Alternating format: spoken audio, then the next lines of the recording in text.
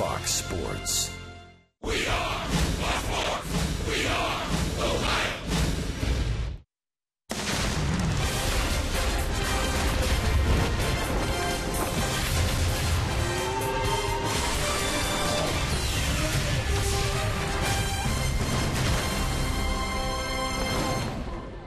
Beautiful Sunday here in Milwaukee, the final game of this series, and the Reds are thinking sweep. I think Jim Day has a broom with him today, as a matter of fact. It's the finale of the season series between these two clubs, Reds and the Brewers, here on Fox Sports Ohio. And have a pleasant Sunday afternoon, everyone. Along with Chris Welsh and Jim Day, I'm Jim Kelch, and welcome to Reds baseball. Well, the Reds were a winner here yesterday. Thank you, Chris. Got it right today, attaboy. On the final score of 9-7, they do so in part because of some close plays that go their way in terms of the ball and the glove and the ground. You know, baseball axioms and cliches are so overused. You know, the game of inches, just a little bit here or there, and it would have made a difference. But last night, it proves that these cliches are often right. The Reds didn't always hit the ball hard, but they hit it where they couldn't get it. I mean, just off the tip of the glove of the center fielder Schaefer last night. Lost in the lights goes Domingo Santana. One little bloop after another had a lot to do with the Reds' win last night. This one off the bat of Skip Schumacher, right in between three fielders. Two of them left the field after that collision out there. And one more by Brandon Phillips, just beyond the outstretched arm of, in Brandon's words, short Scooter Jeanette. And that's the way the Reds configured the victory last night. So just goes to show you don't always have to hit home runs, although the Reds did last night. But if you just get a little bit of luck here and there, right off the end of the glove is a lot better than those balls finding the pocket. Well, if they're to get the sweep today, they'll go with their best rookie this year, 9-game winner Anthony DeSclafani. And he really, I guess, at this point of the year, isn't even considered a rookie anymore. Well, I guess not, because he has anchored this staff really all year long. The young man that came in exchange for Matt Latos has done really way more than anybody expected, coming to the fact that he came out of spring training looking like he would be maybe the fourth or fifth starter in the rotation. But you see what he's done in his last 4 starts. He's been lights out.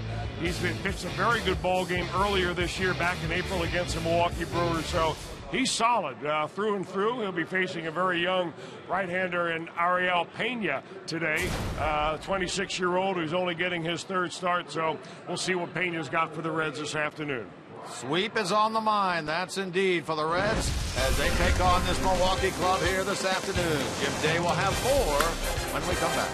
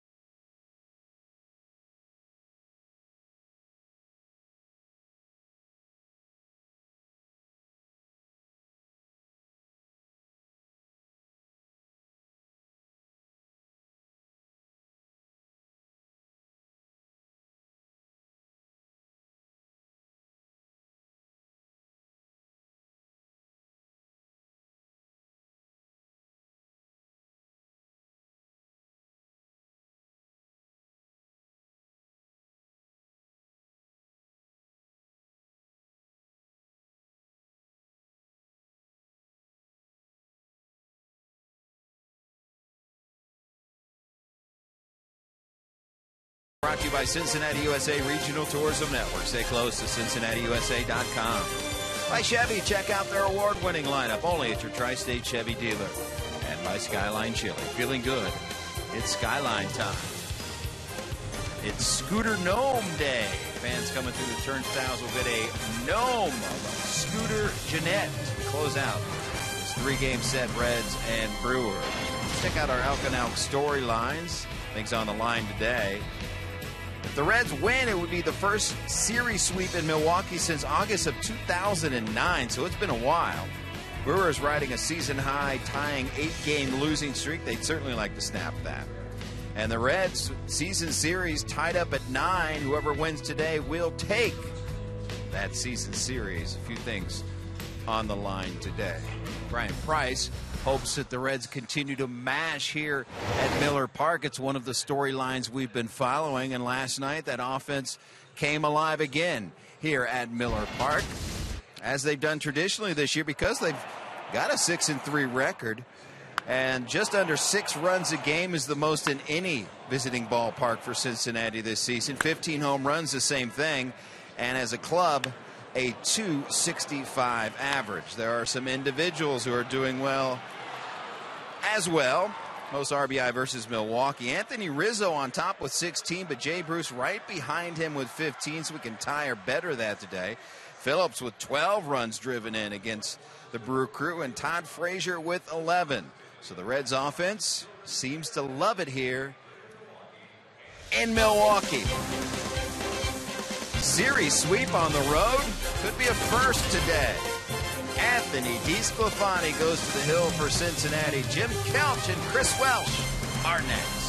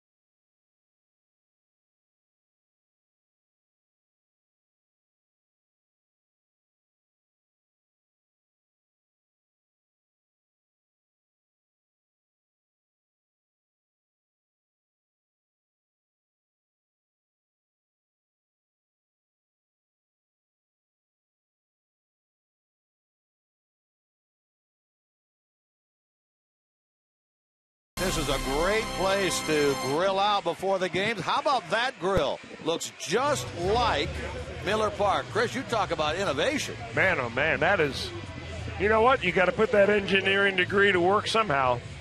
Tailgating at its finest on Miller Park, at Miller Park. I wonder if the Reds are scoring inside that grill today. Maybe they have some Metwurst out there. Or some Big Red Hots. Ryan Price, he hopes his team scores in the real thing here and comes away with a sweep. His lineup card for this afternoon's game looks like this, brought to you by Meyer. Ryan Lamar in the leadoff spot, then Ivan DeJesus Jr., Joey Votto hitting third. Phillips, Bruce, and Suarez in the middle. Adam Duvall gets a start in left. Tucker Barnhart catches Anthony DeSclafani. A little bit different look today for the Reds lineup as they will face the right-hander Ariel Pena. There's Todd Frazier. He's still standing out there for the anthem. What's he up to over there? He's got a showdown going on with John Shelby right in front of the Brewers dugout. And the first one that gives up loses. So Frazier is right. He's on almost a playing surface. Shelby's in front of the dugout, not by very much. But it is a showdown to the last second. The umpire's going to call time in and get ready to go. And Clint Fagan's going to wonder who's going to give up first. How about that? I'll tell you what, both these guys veterans with a lot of resolve. Frazier gives it up, and his teammates are all over him. You know, the problem with that was Todd was a little bit too far out. Shelby could have stood right there, and they may not have said anything to him. Todd was on the grass right by the coach's box. Some of the funny and weird, quirky things you see late in the season when your teams are playing for something other than a pennant. Glad to see guys are still having fun. Lamar leads things off. Rare playing time for him in terms of starts on this road trip, and he flies out to right to Santana, and that's the way the 148th game of the year gets underway. That is the first pitch in play this year against young Ariel Pena. 56 batters had come to the plate, and not one of them had put the ball in play for either a base hit or an out until Ryan Lamar did that on the first pitch of this ball game. So Pena's a guy who makes his third start of the year. He was a reliever in the minor leagues that did not get his first start until July the 30th. Oh, you're saying it was the second pitch? It was the second pitch. Oh, all right. Well, then we're still on that staff then. It was an 0-1 pitch, yeah. But that's okay. Well, we were so busy with Todd Frazier and John Shelby, I missed the first pitch of the game. How could you keep your eyes off those guys? Line drive by DeJesus right at Scooter Gennett. So 2 men out. Let's take a look at the Brewers defensively. Brought to you by your Ford dealers. A little different look for them today as well. Jason Rogers, his first start in the outfield in the big leagues. Schaefer in center, Santana in right. Hernan Perez at third base. Sardinius at short. Gennett and Lind on the right side. Pena and Nevin Ashley make up the battery today for Milwaukee. Votto with 2 men out. Pena came over here to this Milwaukee club in the same deal that brought Gene Segura over here. It sent Zach Greinke packing to the Angels a number of years ago.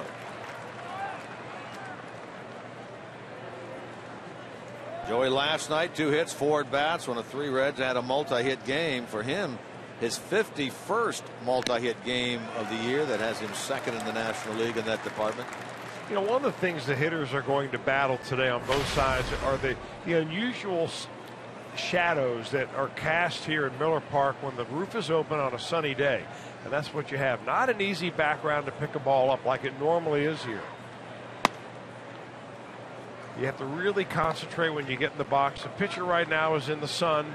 The shortstop in the infield area is in the sun. And then you get all the way into the outfield here, and that's when the shadows begin. So your eyes sometimes have a difficulty adjusting to all those different light and dark areas. Votto at 2 balls, 2 strikes. Although if anybody can see through that, it would be Joey Votto. Indeed. Eyesight off the charts. That's what he's done his last 13 games at Miller Park. He's torn it up here. He takes ball 4. So Votto, who sat out the game due to the suspension Friday, had a big game here last night but didn't walk, draws the walk here, the 134th of his career. So he is now 1 walk away from tying and 2 away from setting a new Reds franchise record for walks.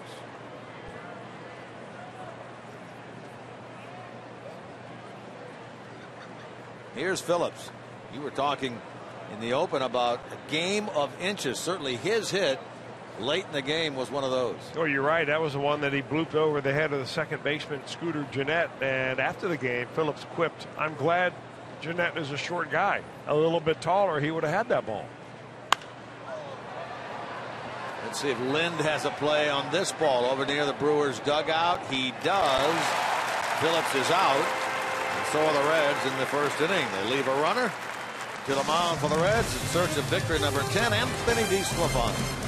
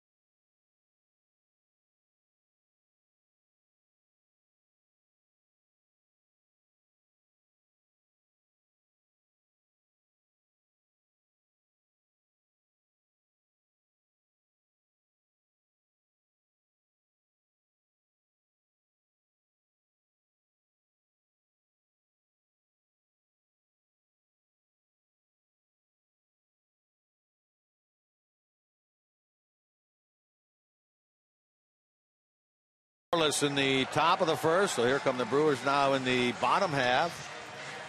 These two teams close out the season series against one another here today. Take a look at the Brewers starting lineup put forth by their manager Craig Counsell, Scooter Gennett, Logan Schaefer, Adam Lind, Jason Rogers, the cleanup hitter, Domingo Santana with the 5 RBIs yesterday, bats fifth, and then Hernan Perez, Sardinas, Ashley, and Pena round things out. Anthony DeSclafani's won 2 in a row. Guns for number 10 here today. Yeah, 9 of the last 10 have been really good for DeSclafani. He's given up 3 runs or fewer in 9 of those last 10 outings, and so he is really finishing with a flourish. A young man that started the season figuring he would be the 4th or 5th pitcher in this pitching rotation, and he ends up being the ace for most of the year. One of his best starts of the year came against this Milwaukee club when he went 8 innings, allowed no runs, 2 hits against the Brewers back on the 20th of April. That was here at Miller Park. Ouch. Backhand pick by Suarez, and he gets his man to start the bottom of the first. Well, that's a nice play by Suarez right there. That ball came off the bat with a lot of spin. It didn't have much velocity to it, so Suarez had to charge it and make sure he got rid of it quickly. Tell you what, that young man's got plenty of arm. You know, the downside of Suarez's fielding is an occasional, you know, little series of slump of errors every once in a while. Like he bunches them together, but overall I've seen an improvement, and he's playing some nice D on that one, and that's a pretty good sized bubble that he can blow. I think Zach Cozart might be the reigning bubble blowing champion on this Reds ball club. I mean, he gets some big ones there, and must be something to do with shortstops. Certainly on the Red side. On the Brewers side, they're giving away the Scooter Gennett gnome today, and on it he has a big bubble. He's the bubble blowing champion on the Brewers side. There it is.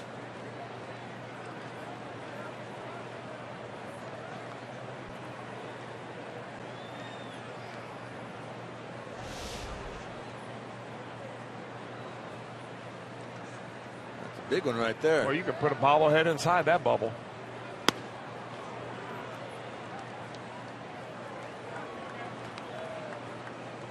Schaefer elevated to the number 2 spot in the lineup today. Hit 7th yesterday, going 1 for 4 with that 4th inning home run. It was his first home run of the year.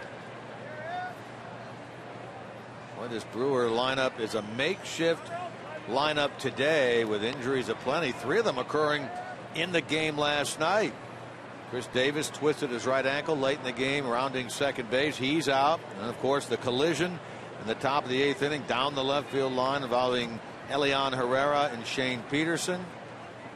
X-rays, by the way, on Herrera were negative. He has a deep bruise in his thigh and upper right leg area. Questionable whether he plays again this year. Shane Peterson, a bruise on his right knee. It was his knee that banged into the leg of Herrera on that ball hit down the left field side by Schumacher. Here's a look at it from last night. Well, it was real scary, and it's these type of collisions that produce the worst injuries in baseball normally. Infielders and outfielders colliding, both of them going headstrong and long right into each other. Peterson left with a knee injury. He was walked off the field no problem. They had to strap Herrera to a gurney and got him out of here. But really great news that he had no broken bones, no internal problems, anything like that. So there's Peterson still been able to hang around a little bit. To the right side, that'll get through, and that's a hit for Schaefer on a 3-2 pitch. Then you added the players who had to leave the game last night due to injury with the fact that Jonathan Lucroy is still out of their lineup after taking that foul ball off his mask a week and a half ago. Ryan Braun has the back issue, which they're going to have to nurse through these final 2 weeks of the season. This is a beat-up group. Well, it is. It's kind of funny because here at Miller Park before the ball game, the PA announcer goes through the injury report, and there's only one Brewer on the disabled list as such. Then you go on to the Reds injury report, and you list all of them. I mean, starting with Homer Bailey all the way down, there must be 10 of them on that list. But you don't realize that in that dugout, Craig Counsell has a number of players active but unable to play. And we didn't even mention, Chris, the pitcher, the right-hander, Jimmy Nelson, who got plunked in the side of the head with that line drive on Thursday night. Nice story in the local paper here today about Jimmy Nelson. He said, I just must have a hard head because I feel fine. He will miss his start on Tuesday against the Cubs, but they are hoping to get him back in there. He said he's had no concussion symptoms whatsoever, despite taking that line drive off the head of the bat of Tommy Pham of the Cardinals.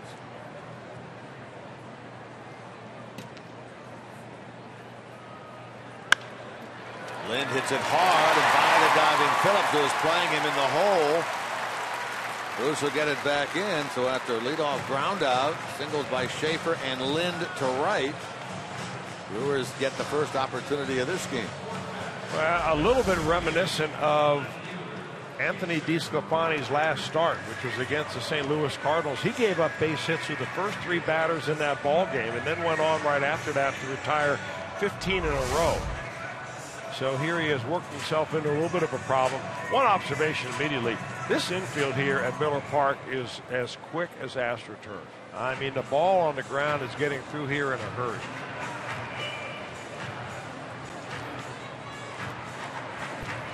And the reason you think for that is? Well, they cut it short and they're rolling it.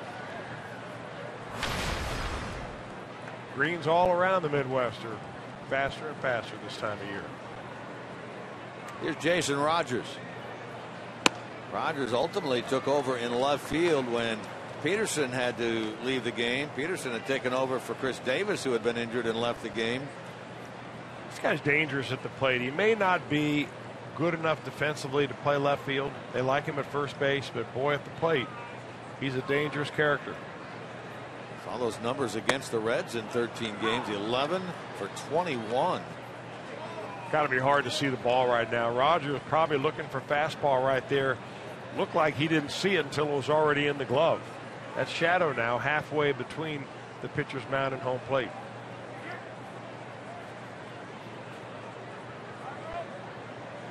Boy, if you watch closely, you can almost see that shadow move.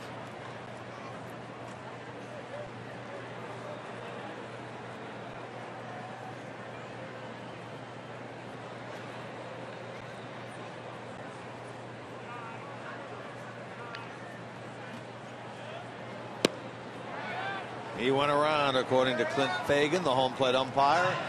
Rogers in the hole, 1-2.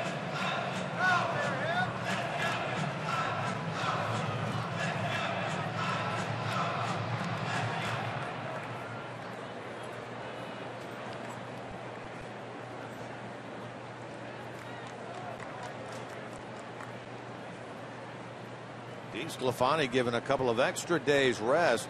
The original pitching line had him set up to throw the first game of this series on Friday, but because they wanted to give him a few extra days off and skip a final start for him in the last series against the Pirates, he's pushed back a few days, and so we were able to see first Brandon Finnegan make his first big league start Friday night, and then Josh Smith returned to the big leagues last night.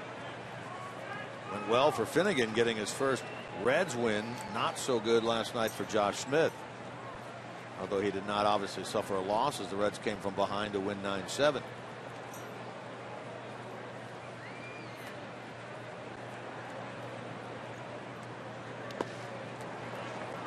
Nice stop there by Tucker Barnhart. The camouflage chest protector back today.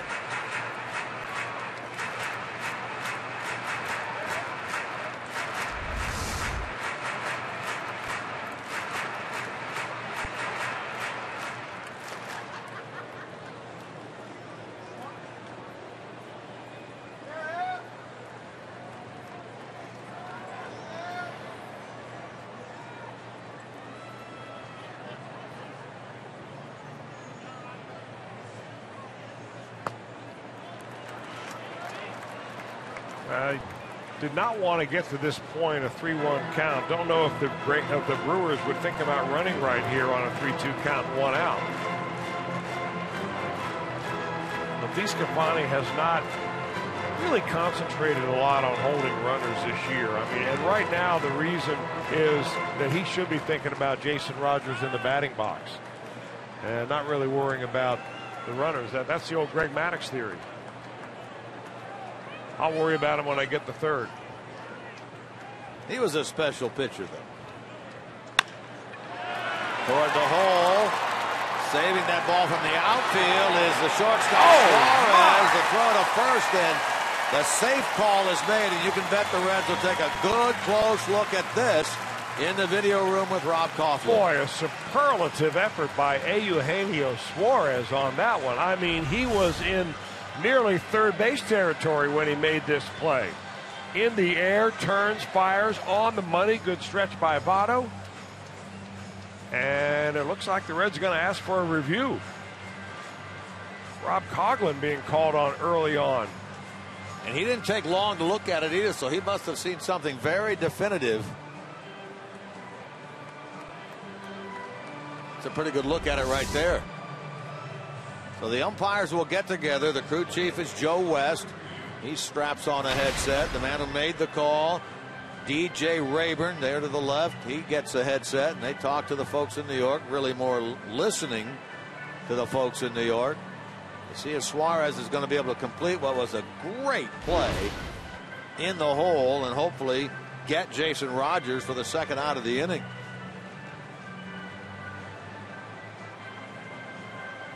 Looks like Joe doing a lot of listening. Oh, I gotta think from that look right there that they are going to overturn that call and give Suarez an assist on a put out by Votto at first base. Yeah, I tend to agree with you on that. But we'll see. Get it here in a moment. They're getting ready. Here comes Joe. Yep, they overturn it. Out is the call at first base. I think he loves to do that. Big Joe? Oh, yeah, to point at a runner or a batter and ring them up. I mean, you got to put a star by that play because that was some sort of play by Suarez. That's 2 plays in this inning. Yeah. For the Brewers, Schaefer ends up at third and Lynn down to second base, but instead of the bases loaded 1 out at second and third 2 out, and DeSclafani must now get through the hot-hitting Domingo Santana. Keep this a scoreless game through 1. Career night last night for Santana with 5 RBIs, 2 on double in the first, 2 on homer in the 5th. Unproducing single in the 7th.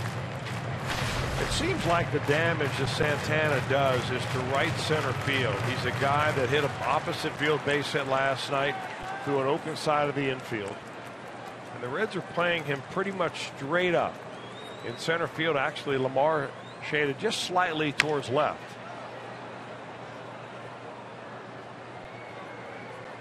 Of course, Anthony DeSclafani has one of those two-seam fastballs that when he gets it on the inner part of the plate, very difficult for a guy to hit the opposite field. It's one of those heavy sinkers that just bores in on the hands of a right-hander, can eat your thumbs right up.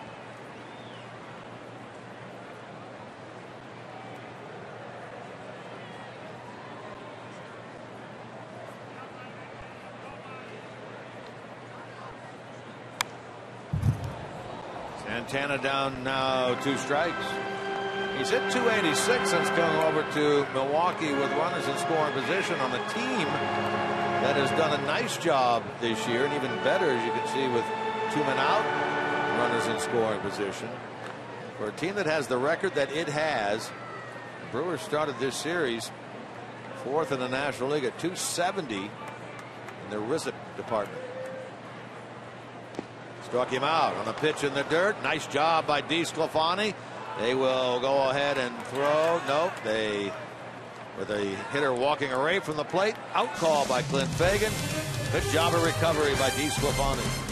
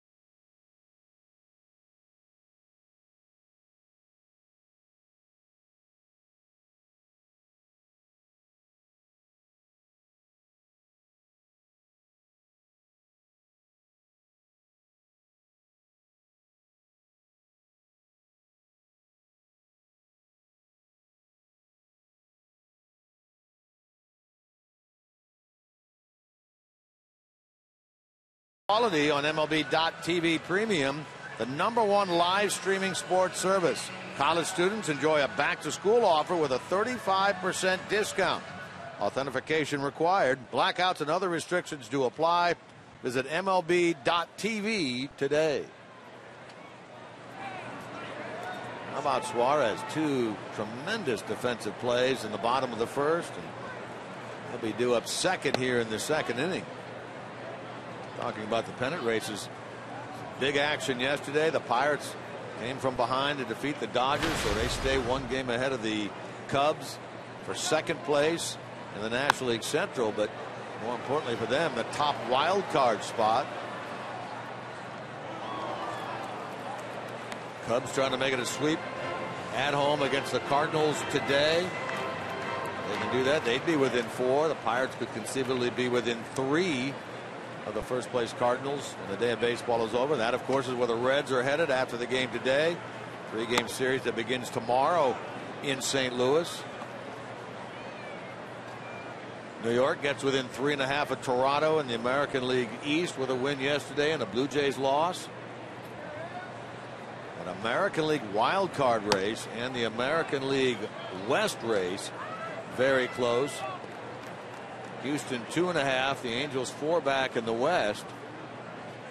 The Angels a 1.5, Minnesota 2.5, Cleveland 4 out of Houston in the AL wild card. Drive to right, and that's a second deck shot. Home run for Jay Bruce. Number 23 on the year for Bruce. His second home run of this series, his third home run on the road trip. And the Reds break through first, taking a 1-0 lead. Well, something about Miller Park and Jay Bruce really for the Reds offense in general this year. A couple of home runs last night, Frazier and Votto. And a pitch that is up and out over the plate. That is the spot that if Jay Bruce had to put a ball on a tee, he'd stick it right there. A bomb. He now has 11 home runs in this ballpark in his career. That's the most he's hit anywhere other than Cincinnati, where he has played.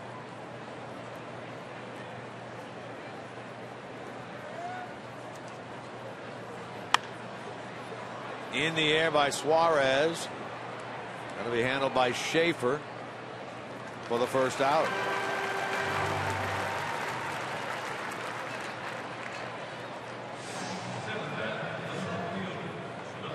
#16 now RBIs this year by Jay Bruce against Milwaukee. He's had a big year against the Brewers. Now closing in on Ken Griffey Jr. for 7th all-time in the Reds all-time home run list. Jr. with 210. Bruce now with 205.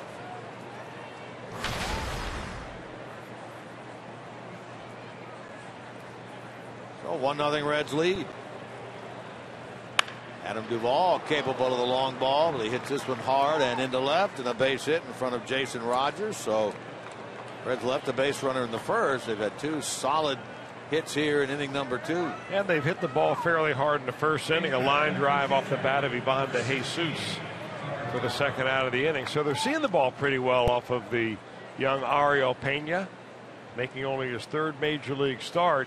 You know, he reminds me when you watch him pitch a little bit, Pena that is, that he's almost a mini jumbo. I mean, he's a big guy. I mean, I shouldn't call him mini jumbo. We know the major jumbo. He's 6'3", 250 pounds, Pena is. But compared to our Jumbo Diaz, he's still short a good 50 or 60 pounds there. You're saying he pales in comparison. But his delivery is similar. Kind of has a wide open stride where he doesn't throw anywhere near across his body. Jumbo Diaz the same. And the difference, like, obviously, and maybe that extra 60 pounds is the difference between being at 91 and 92 miles an hour like Pena and being 97 and 98 like our Jumbo Diaz.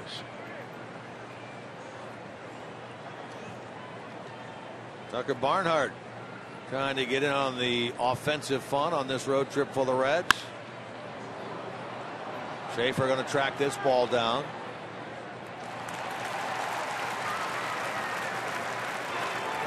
Tucker now 1 for 13 on the road trip. And with 2 out, the batter will be the pitcher, DeSclafani.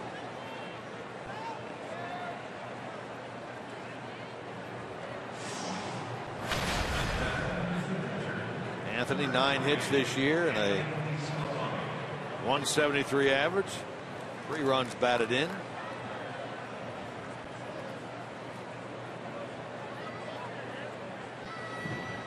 Winner of this game will win the season series between these two teams. 19th and final meeting between these two ball clubs this year. Each has won 9. Each has done better on the road than at home. The Reds ended up 3-6 in Cincinnati against Craig Counsell's club. They're 6-3 up here and looking for the sweep. Jim Day mentioned earlier, last time the Reds swept a 3-game series here back in 2009. Nice swing by DeSclafani, sending Schaefer to the track, but Schaefer gets his 3rd foot out of the inning. Reds get a run on the Jay Bruce long ball, number 23, taking a 1-0 lead.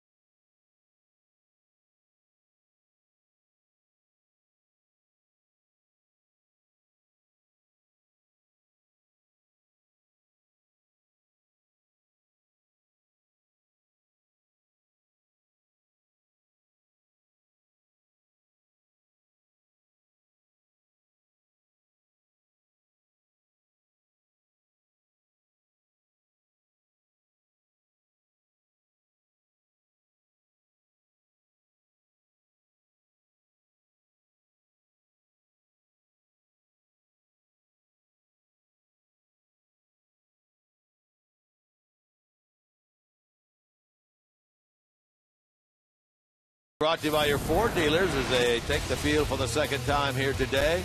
Duvall, Lamar, and Bruce across the outfield. DeJesus Jr. and Suarez left side. Phillips, Votto right side. DeSclafani and Barnhart the battery. And what about Eugenio Suarez? Not one but two superlative plays in the bottom of the first. This one against Scooter Gennett to get the bottom of the first started. And then this one on Jason Rogers, which originally you see was the safe call down there by DJ Rayburn, but turned over on a Reds challenge. Two plays in the first, off the charts by Eugenio Suarez. So it's Hernan Perez getting the start at third base today. Bounces one, a relatively easy play toward the left of Suarez. He throws him out, so he's been busy already at shortstop. Getting 3 of the 4 outs. And you would expect that out of a Reds infielder, because when DeSclafani's on the mound, his #1 pitch, as we've already talked about, is that two-seam sinking fastball. He also keeps his slider down, and overall induces a lot of ground balls, does DeSclafani. Batter now is Luis Sardiña. He has pinch hit in each of the first 2 games of this series. Fan both times, switch hitter.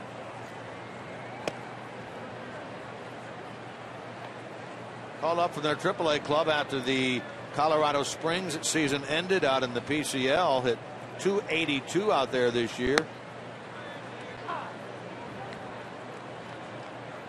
And about a 3-week stint back in late May, early June with the Brewers earlier this year when Gene Segura had been on the disabled list. Off-season acquisition from the Texas Rangers. He was involved in that deal that sent Giovanni Gallardo, former #1 pitcher here, off to the Rangers.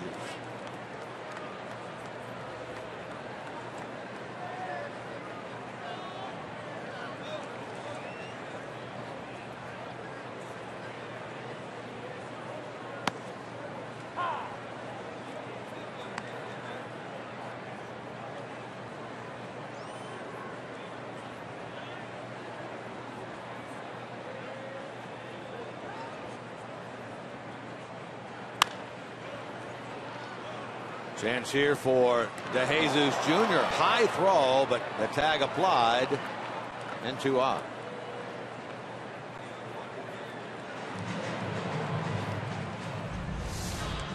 This is one of those plays where having a right-handed throwing first baseman can be an advantage, and Joey Votto has to leap for the high throw from DeJesus, but is able to slap the tag on the runner as he goes by. 2 out, so the batter now will be Nevin Ashley, the catcher. Ashley has been the final out of each of the first 2 games of this series against Aroldis Chapman. Struck out in the 9th inning on Friday to end it. Reds winning 5-3 and run it out to third baseman and Frazier last night against Chapman to end it. Talked about the fact that this guy had a long minor league career. Over 800 games in the minor leagues before finally got a break up here. Nice play by DeJesus Jr. at third base. The Reds are flashing the leather here through the first 2 innings of this game. Down in order go the Brewers in the bottom of the second.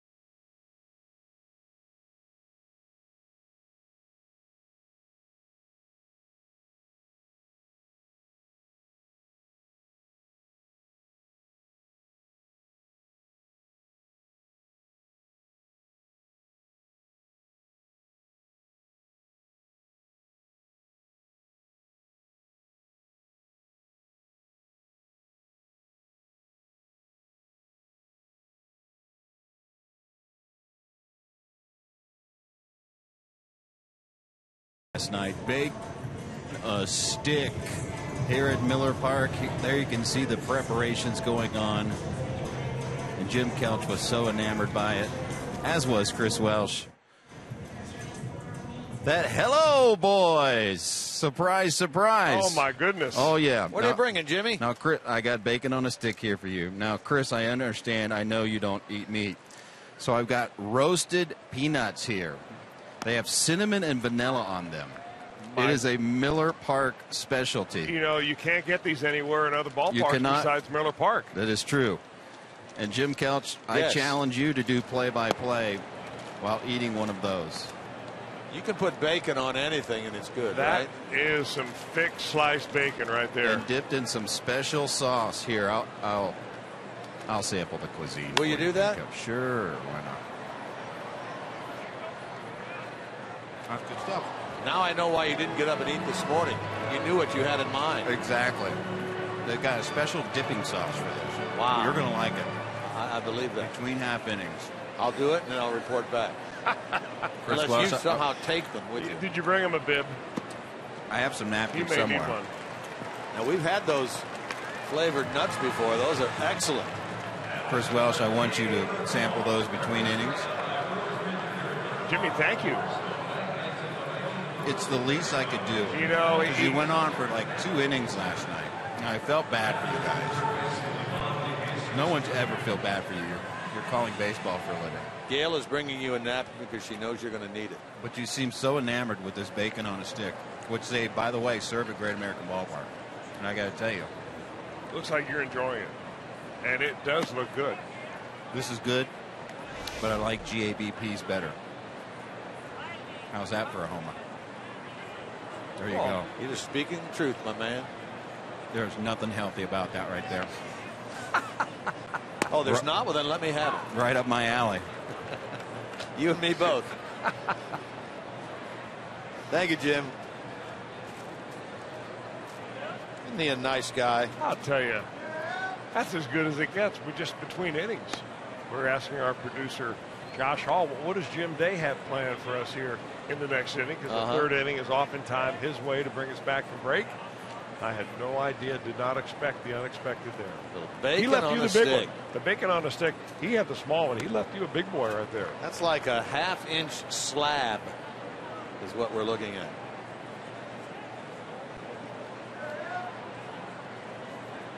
He brought 2. He took 1.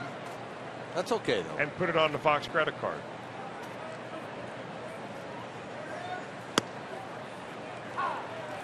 Is this half inning over yet? You do know this. Ryan Lamar struck out for the first out of the inning.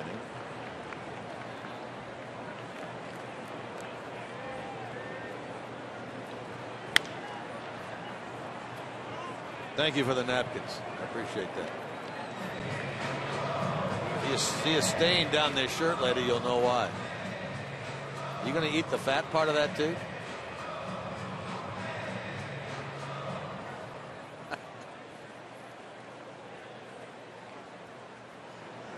Let nothing go to waste.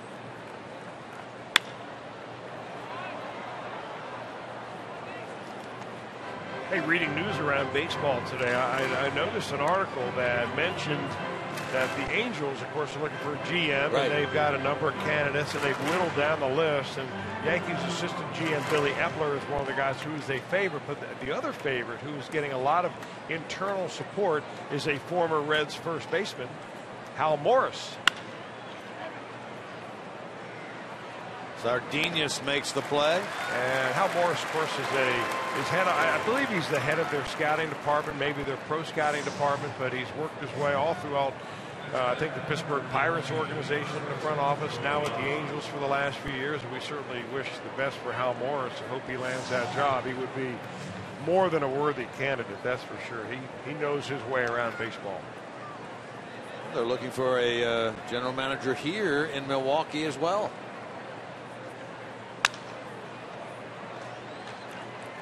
Lind to Pena. The Reds go in order in the top of the third. It's bacon on the stick time here in the press box in the middle of the third inning.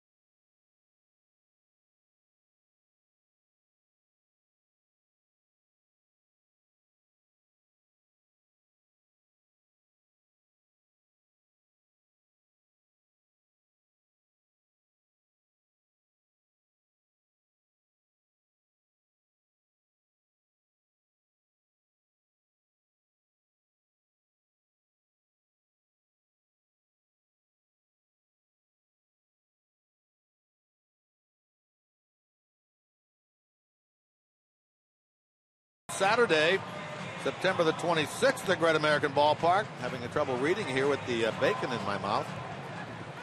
Arrive early, be one of the first 25,000 fans to receive a commemorative All-Star Game figurine presented by your Tri-State Chevy dealers.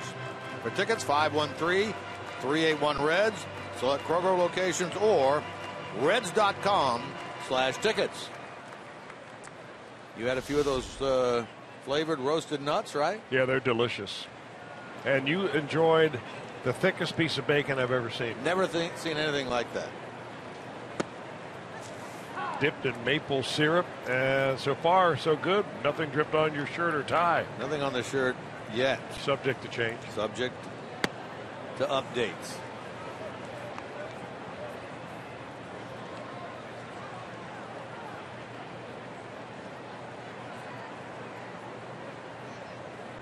Pena, the pitcher, leading things off against DeSclafani. That sun has moved across the infield in a hurry, hasn't it? Past the mound now, almost out towards second/third base.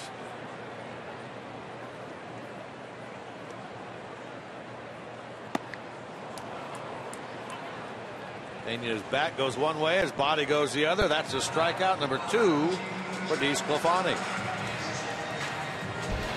How about our IGS bringing the energy feature for this afternoon's game? DeSclafani, Reds rookie ranks since 1975, third in starts, fourth in ERA, right now tied for ninth in wins with 9. Strikeout numbers up there as well. He just had a very, very solid first year. And that's a really great way to describe Anthony DeSclafani, as solid. I mean, he's a guy that, you look at him and you can't tell whether he's 10 runs up or 10 runs down, whether he's throwing a no-hitter or whether he's giving up 5 or 6 hits in a row. He's stoic on the mound and doesn't get, distracted. He's unflappable. And even through some of those outings where he's had some difficulties, and every pitcher does, he just doesn't seem like he gives in and shows you what he's really feeling on the inside. And that is a quality that can go a long way, and it's a very difficult quality for a lot of pitchers to learn and to realize that it is important. He's been so consistent this year, first half to second half. 5 games he won before the break with a 3.6.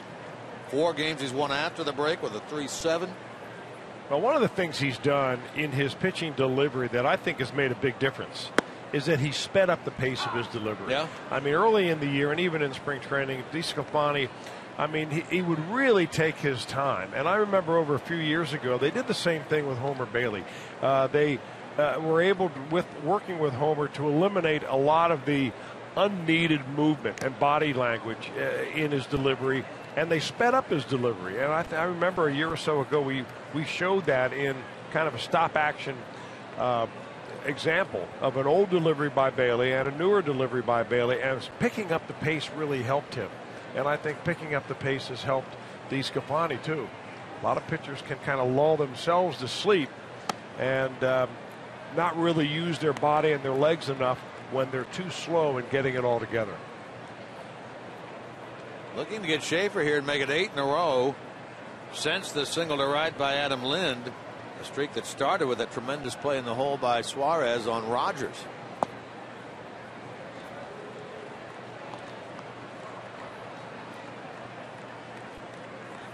Well, he ought to take advantage, DeSclafani, that is, of the lineup that the Brewers are forced to run out there here this afternoon. This is a ball club that will score more runs this year, the Brewers, at 30 games back than they've scored last year. But not today. Strikeout of Schaefer, 2 of them in the inning, 3 in the game for DeSclafani.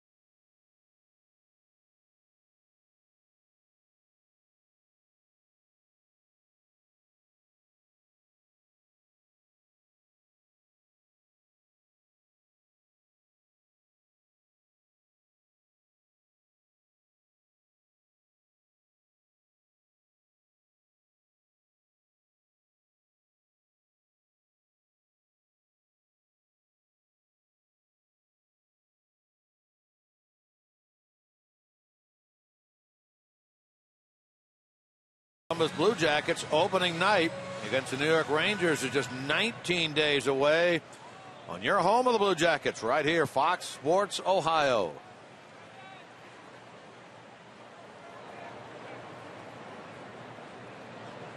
Through 3 in this game, 1 run, 2 hits, no errors, Reds. No runs, 2 hits, no errors, Brewers. Each team has left 2. Phillips leads things off here in inning number 4.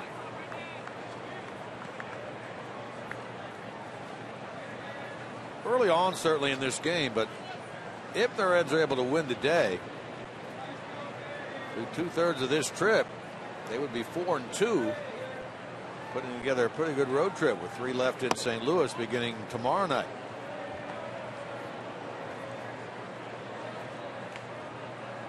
Counting today, 15 games remain. Reds still have 7 at home. It all begins on Thursday night against the New York Mets. That Mets team closing in on a National League East championship. They own a 7-game advantage over the Nationals.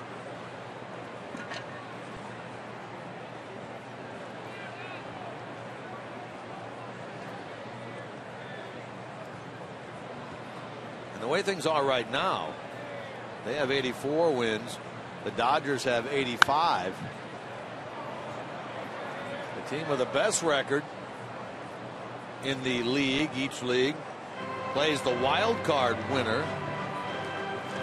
You're looking at it from a National League standpoint, the Cardinals have the best record, and the Pirates and the Cubs are in the wild card game, which it figures to be the winner of that game would then play the Cardinals. Well, those 2 teams you just mentioned, the Pirates and the Cubs, have the 2nd and 3rd best records in the National League. And that's something. So, in a way, if you're a fan of one of those teams who loses that wild card game, you're thinking, well, we need to change the rules here. Why would you have 2 of the 3 best teams, one of the 3 best teams in the league eliminated after a game before they really even get into the playoffs? It's interesting that you bring that up, because the NBA this year is going to seed their 16 teams in the playoffs by record, not by division championship. If baseball did that, for instance, this year, the Cardinals would play the Mets in the first round. The Mets actually would be a wild card entry.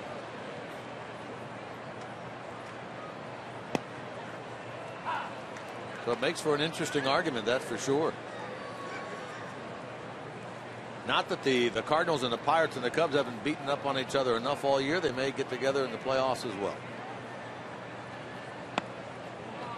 In fact, with the elimination number for the Nationals and the Giants for the wild card sitting at 5, it is almost a lead pipe cinch that the Pirates and the Cubs will be in the wild card. It's just a matter of where that game will be played.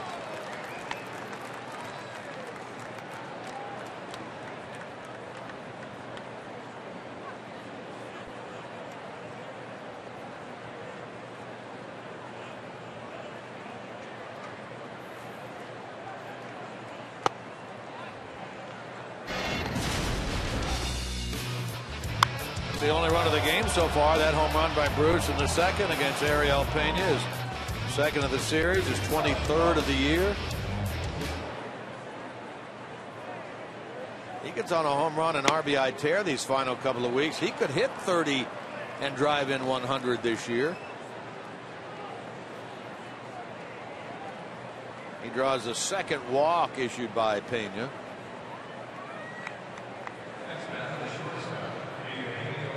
Jay has one career 100 RBI season. That was 2 years ago when he drove in 109 when he hit 30. In terms of home runs, he's had 30 or more 3 times.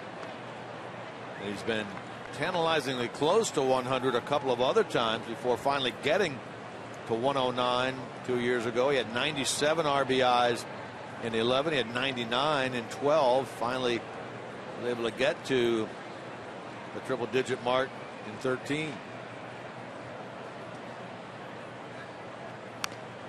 Well, let's say Jay Bruce does that or comes close to that anyway. So then you would have to say, well, Jay Bruce, pretty good year right there if you're driving it close to 100 runs. You have Joey Votto, who's completely maybe the best player in baseball in the second half of this year, having a tremendous year again. You have Todd Frazier, 35 home runs, 40-plus doubles already, maybe more than that.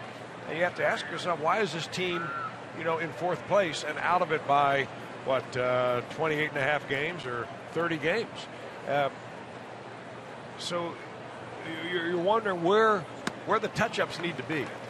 And it was an interesting article in the St. Louis Dispatch this morning by Rick Hummel, their Hall of Fame writer, who interviewed Walt Jocketty and about his plans for the Reds and how uncomfortable it's been for Walt this year because he's not used to having a losing team, not being on a club that is in contention this time of year. In fact, I don't think he's ever had a 90-loss season as a general manager.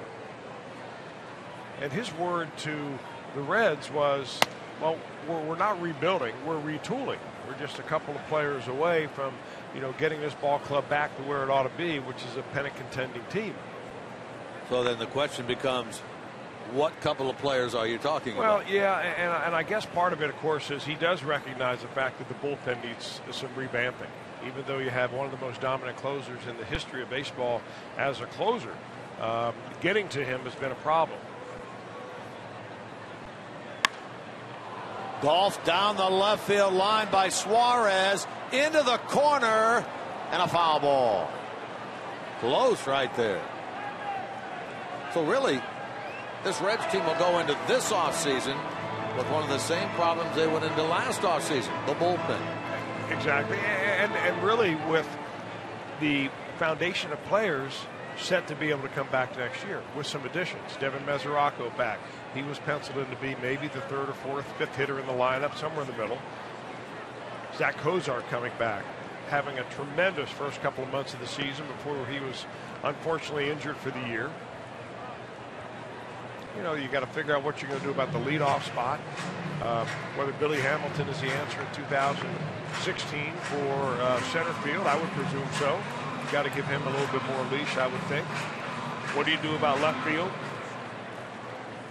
But of course, it all comes back to pitching, and the Reds have shown a lot of arms, a lot of good arms, young arms, and experienced arms. But how many of those translate to good bullpen innings? That's a question mark. And how many of those that are in the starting rotation translate into starters next year? Schaefer charging in. Schaefer's not going to get it. Business end of that bat ended up past the mound toward the shortstop spot. A saw job right there by Pena, but it doesn't matter. Suarez is able to dump it into center field. The Reds did that a number of times last night.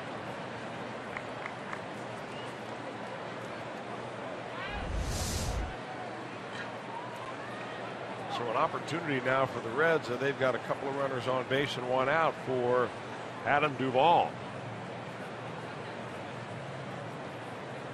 Duvall single in the second. Bit of a milestone for him in that it was his first single of the 5 hits that he has as a Red. 3 homers, a double. Now this single here in the second inning today.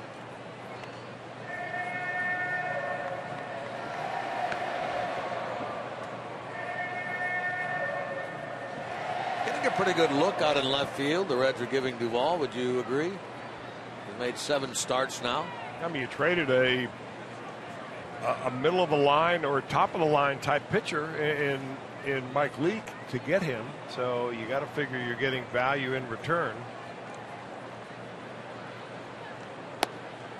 I think you have to give him a good look. Sure. He and a young pitcher, Kayuri Maya, were the 2 players that came Cincinnati's way from the Giants organization. Hard throwing pitcher. Maya, yeah.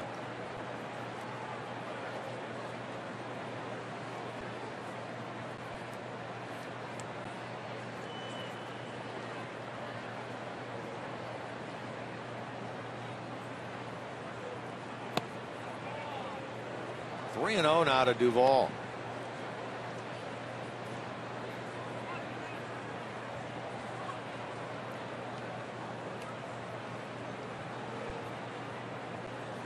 Interesting that Pena is starting up here with this Milwaukee club.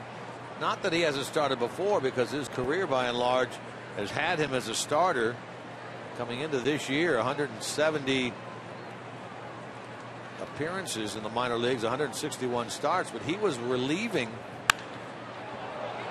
for 3/4 of the year down at their AAA club at Colorado Springs this year. Then he made 7 consecutive starts down there, and has come back up here and started. I'll tell you, a nice catch by a fan who brought his glove to the ballpark.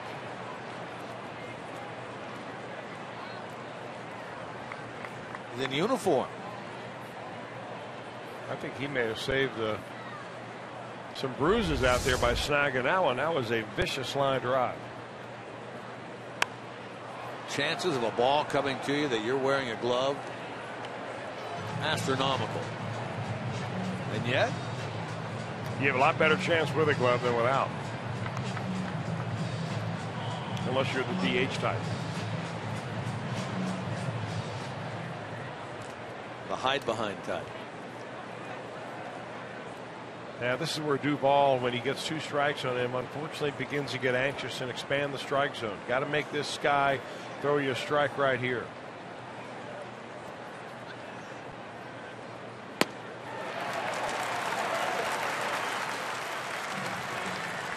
He becomes the second strikeout victim for Pena.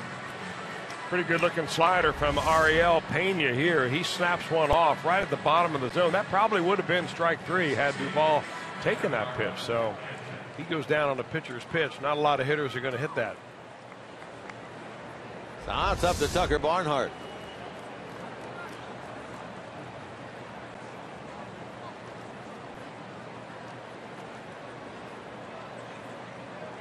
Barnhart flied out to center his first time. He's now 1 for his last 15. 2 on, 2 out here in the 4th inning.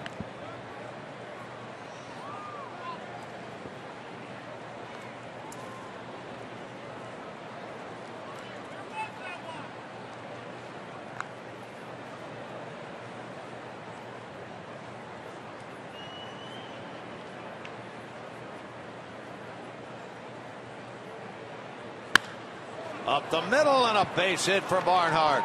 Here comes the runner, Bruce, racing home. He will score, and it is 2-0 Reds, and a big hit for Tucker Barnhart right there. Had not driven in a run on the trip. Gets number 18 on the year, expanding the Reds' advantage. Well, what really makes it special is that you do it with 2 outs, and you do it with the pitcher in the on-deck circle. So Pena gives a pretty good pitch right there to Barnhart, and Barnhart takes it right back through the middle. Sharply hit.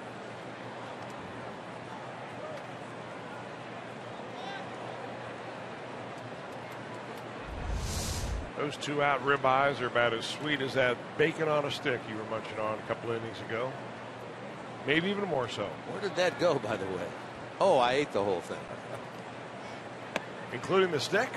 No, I saved the stick for later. It has some of the flavor left, you know.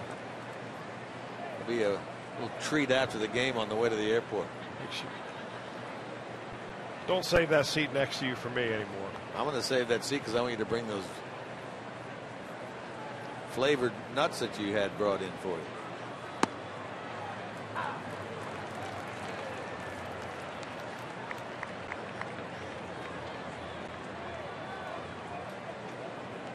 A walk and a couple of hits have produced a run here for the Reds in the 4th.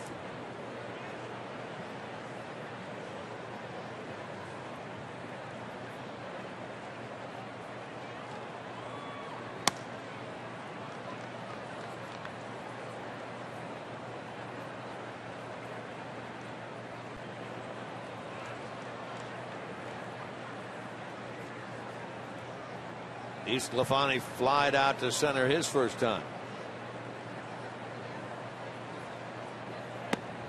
And he strikes out here. 2 strikeouts in the inning for Pena, but a run on a hit by Tucker Barnhart, and it is 2-0 Reds in the middle of the 4th.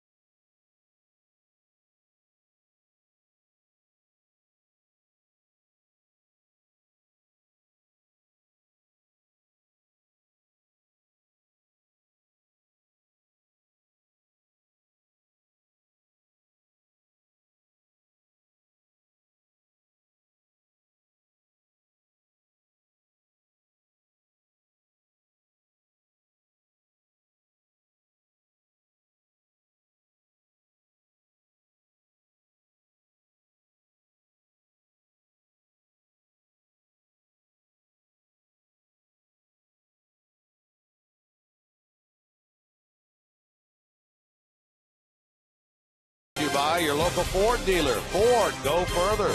By Meyer, find more for a healthier you at Meyer. And by Cincinnati Children's, ranking 3rd in the country on U.S. News and World Report's Best Children's Hospital. It's a little field right behind Miller Park. It's the site of the old county stadium.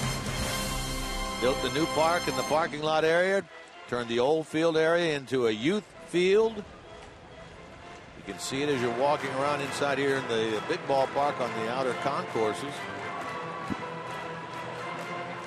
Sausages getting out there, getting some exercise, getting ready for the big sausage race a little bit later on. Well, so far so good for Anthony DeSclafani. He's given up 2 hits. He has set down 8 in a row now as he deals with Adam Lind, the last Brewer to reach base. That was on a single to right back in the first inning. Yeah, we said before this game quite a bit like the last time he pitched, and that was against the Cardinals. A 5-1 Reds win. He gave up 3 hits in the first inning to the first 3 he saw, then retired 15 straight.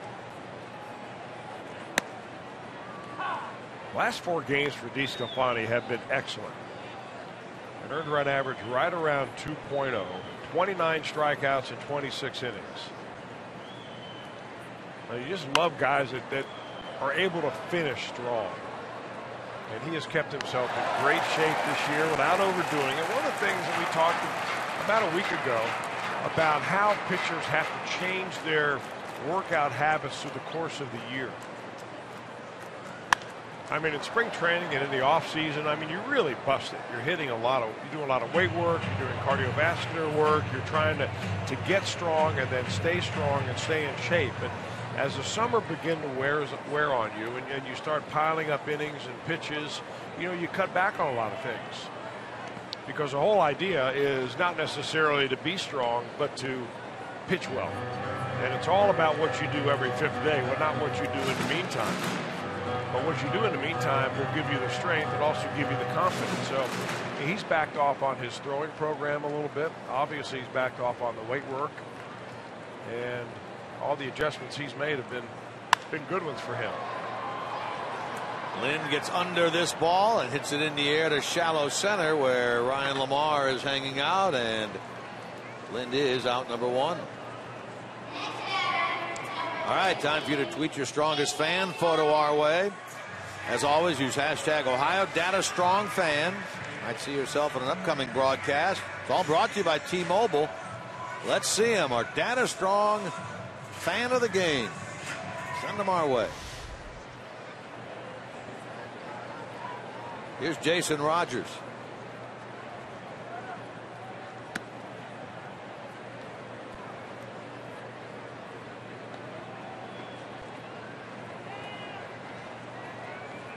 Rogers robbed of a hit by that tremendous play by Suarez back in the first inning.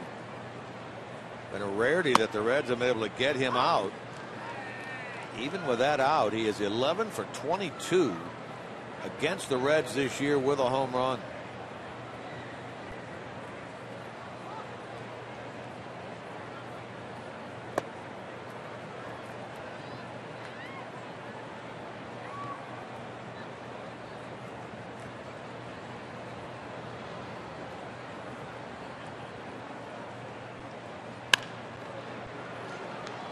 DeJesus Jr. 2 out.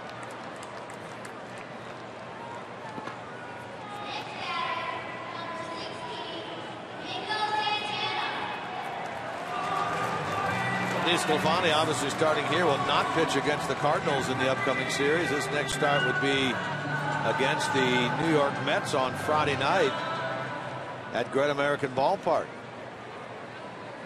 And a long stint between playing the Mets in New York and getting them back into Cincinnati. Nice backhand pick by Phillips, and another 1-2-3 inning by DeSclafani. He has now retired 11 Brewers in a row.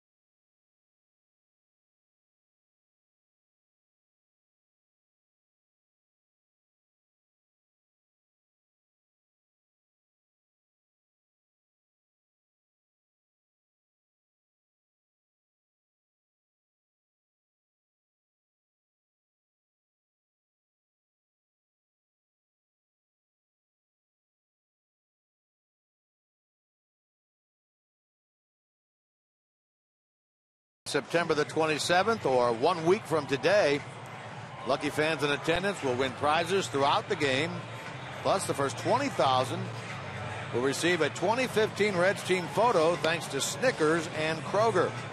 As always, if you're interested in tickets, you can call 513-381-REDS. You can visit select Kroger locations, or you can go to reds.com/tickets. By the way, postcard entries are accepted.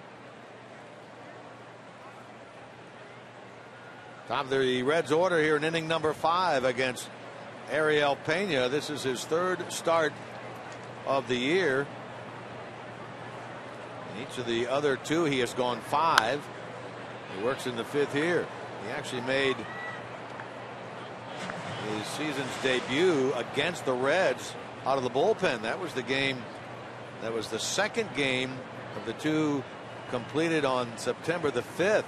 Remember, the Friday night game had gotten suspended in the 8th inning.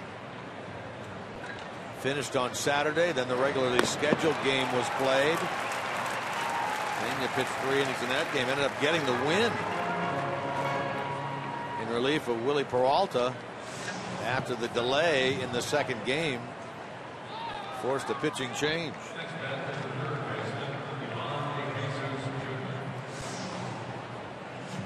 Yeah, we've seen some pretty good infield play already. DeJesus has made a dandy of a play. Suarez has made 2. That throw by Sardinas right there to nail Lamar at first base. Boy, does that kid have a strong arm.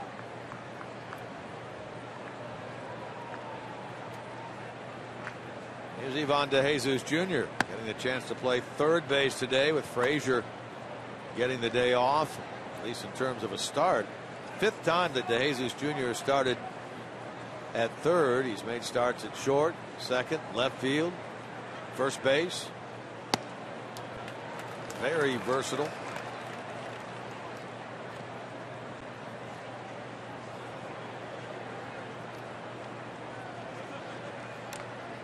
Today's lined out and grounded out. He's 0 for 2 in the series. He's making his 1st start. He had 1 other plate appearance and drew a walk.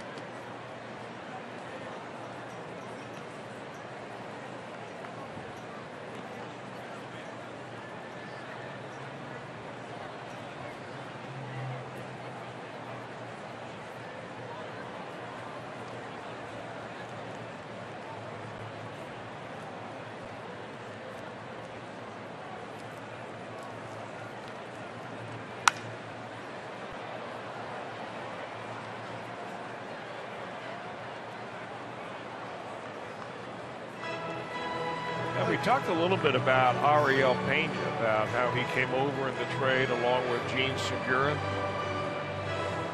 and Johnny Hellwig. He's 26 years old, Pena is. He's a big guy, though, 6'3", 250. And it's a very simple repertoire. Fastball, slider, and changeup for him. His slider is his next favorite pitch after his fastball.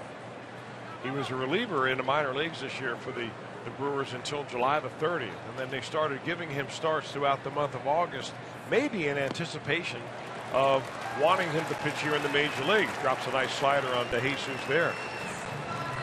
He is from Dominican Republic. In fact, he's from a town called Los Jobillos, Dominican Republic, which is just north of Santo Domingo, the capital. And if you paid attention to Dominican Republic news at all, you realize that that town is somewhat in the news recently because it is essentially a company sugar town where there used to be many sugar plantations back from about 1920 on. And a lot of the sugar production down there has now gone away. but it is a town filled with essentially Haitian immigrants who have been there for a couple of generations, who recently the Dominican government has decided that they're not really Dominicans anymore, even if they were born or their parents were born in the Dominican Republic. Anyway, that's the town where Pena is from. Known as much for baseball as also, I guess, international news recently. Little things like seeing Pena pull that up in your head, you reel off facts like that. That's pretty good stuff. Well, what it does, it causes you to get on the internet and research a little bit.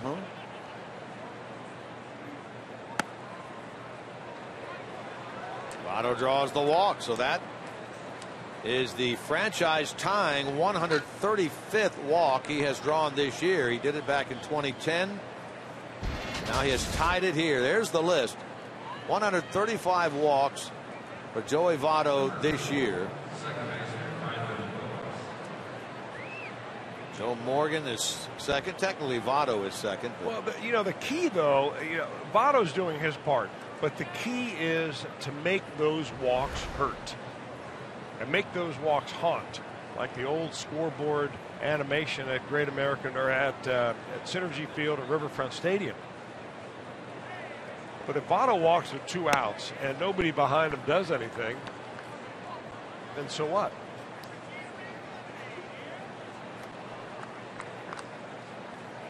Well, let's see if Phillips can do something here. He certainly did last night when he had that bases loaded 2-run single into right. Part of that 3-run 8th inning that gave the Reds the lead. They went on to win 9-7. He had 3 hits last night.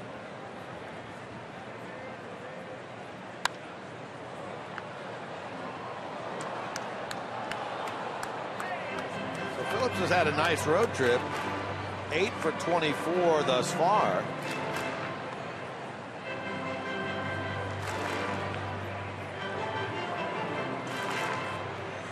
Trying to move Votto around with 2 men out.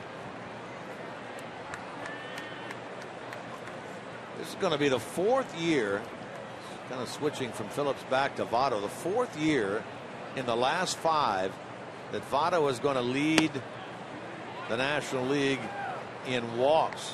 2 years ago when he set the franchise record with 135, he led the big leagues in that department. He does that again this year. He also has an opportunity to lead the National League in on-base percentage for the 5th time in the last 6 years. He's currently second at .461. His on-base percentage coming into this game today. He's been on 2 times out of 3, trailing Bryce Harper of the Nationals at .467. So he has a chance not only to lead the league in that department, if he can get up there, he may set a franchise record in that area as well. Joe Morgan set the mark back in '75 when he had a .466 on-base percentage.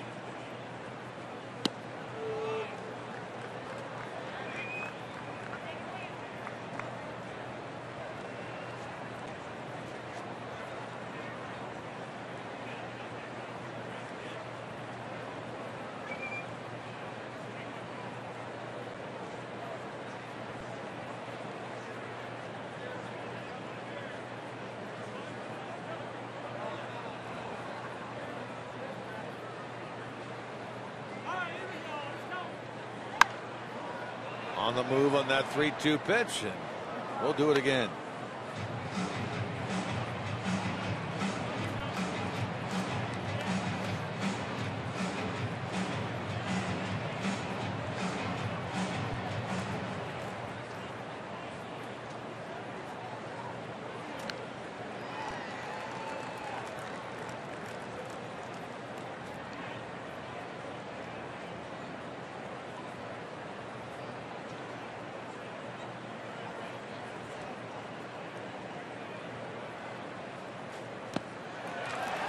A bad ball in the dirt. That's what Phillips chases. He becomes strikeout victim number 5 for Ariel Pena, putting an end to the top of the 5th.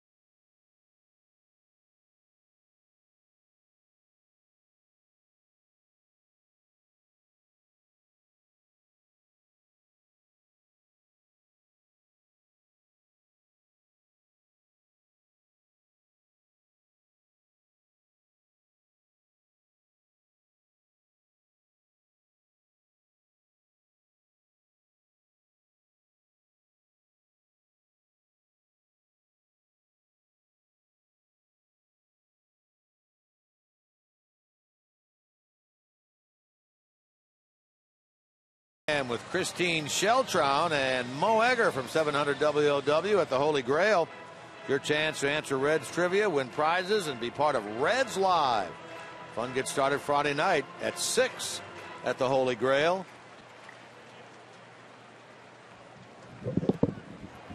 11 in a row retired by Anthony DeSclafani as he goes to work on Hernan Perez here in the bottom of the 5th. Chris, you talked about the ground ball that he gets. He's certainly getting them today. That ends the streak of 11 in a row. Only the 3rd hit by the Brewers. Leadoff man on, tying run on. Tying run up, I should say.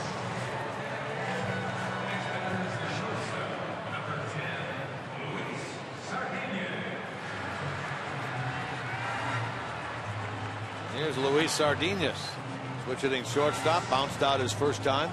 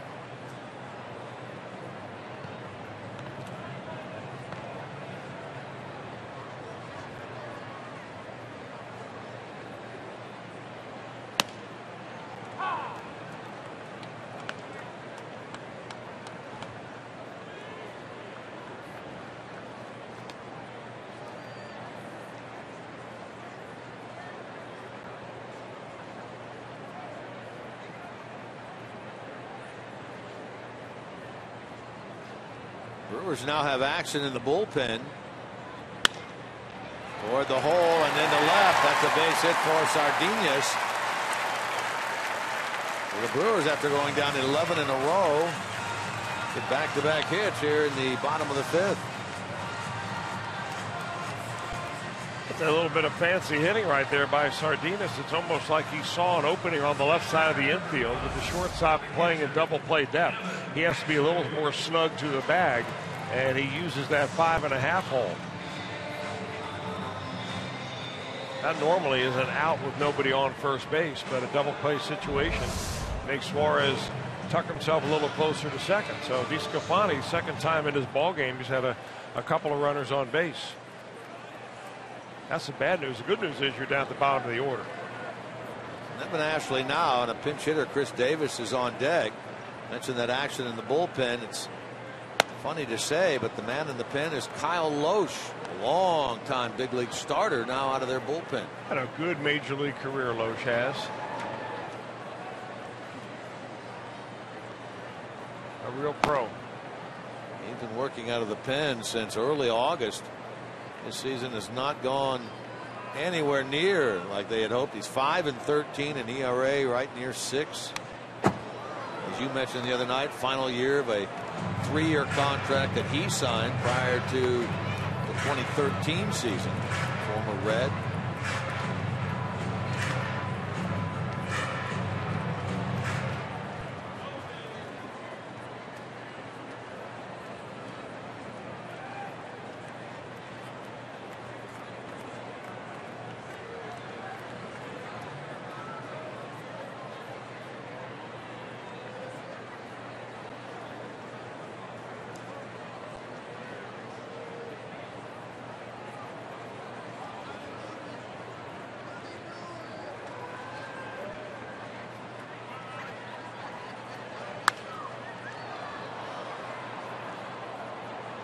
One and two now to Ashley. The man has been playing professionally since 2006. There's Chris Davis in the on-deck circle.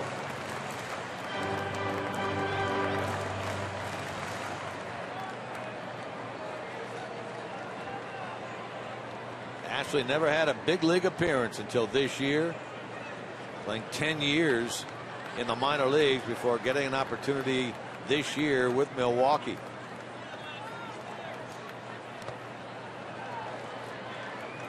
Had a double in his first big league at bat.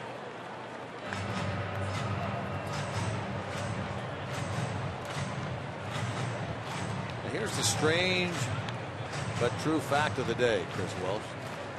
Nevin Ashley's wife, her name, Ashley. So she's Ashley. Or as you would say, Ashley. Why would I say that? Just to make sure sometimes we don't miss you on the first time round. Double A.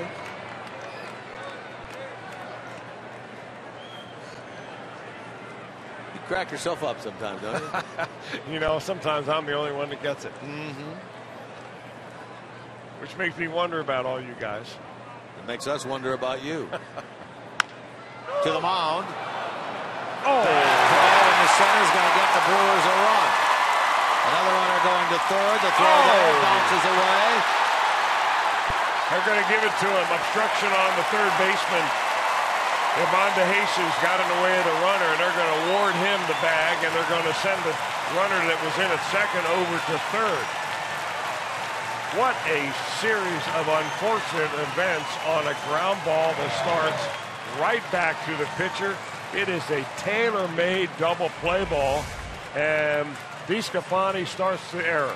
Throws it wide, sidearm, and he gets it by.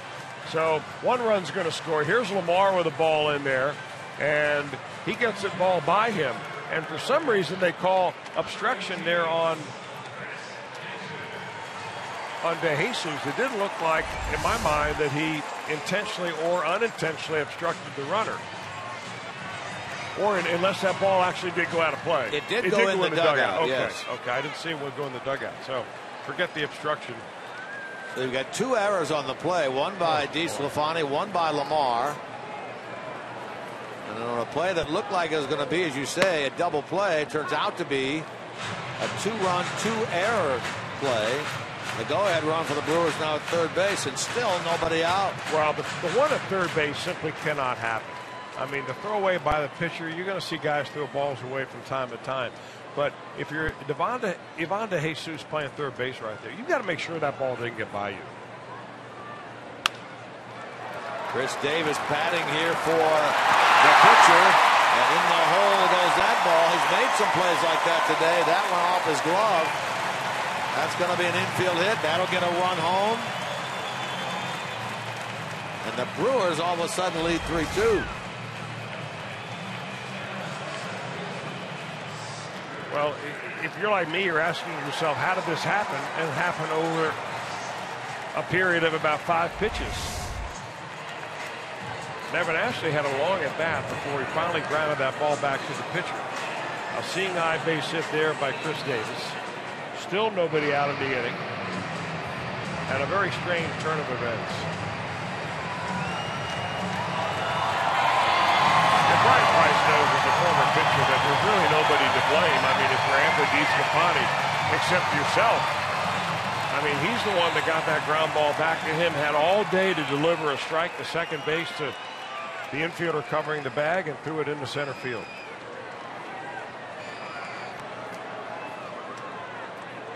Credit Scooter Gennett with an infield hit and a run batted in. Boy, in the blink of an eye, the Brewers now lead 3-2.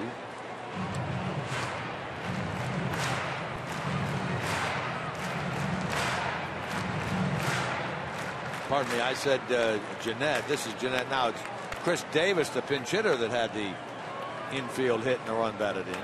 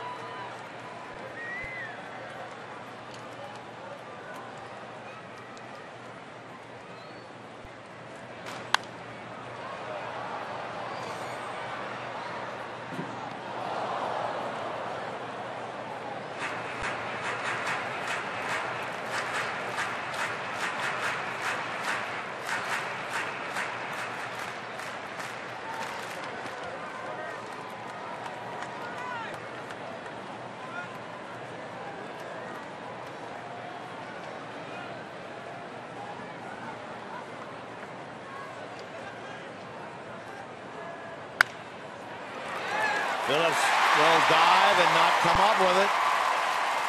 Like it went right under his arm and into right field. So 5 consecutive Brewers have reached here in the bottom of the 5th. Well, the last couple of base hits, I guess, are the Brewers' way of showing the Reds what it feels like to be on the other side of those bloops and seeing eye base hits that the Reds laid on them last night. We showed you at the very beginning of the show a bunch of near misses by the Brewers yesterday, and the same thing is being repeated here in this inning, although helped along with a couple of errors. Jeff Pico to the mound. Reds bullpen sparks to life down there. Colin Ballister gets up, starts to throw. I mean, this inning began with Anthony DeSclafani having retired 11 in a row, cruising right along with a 2-0 lead.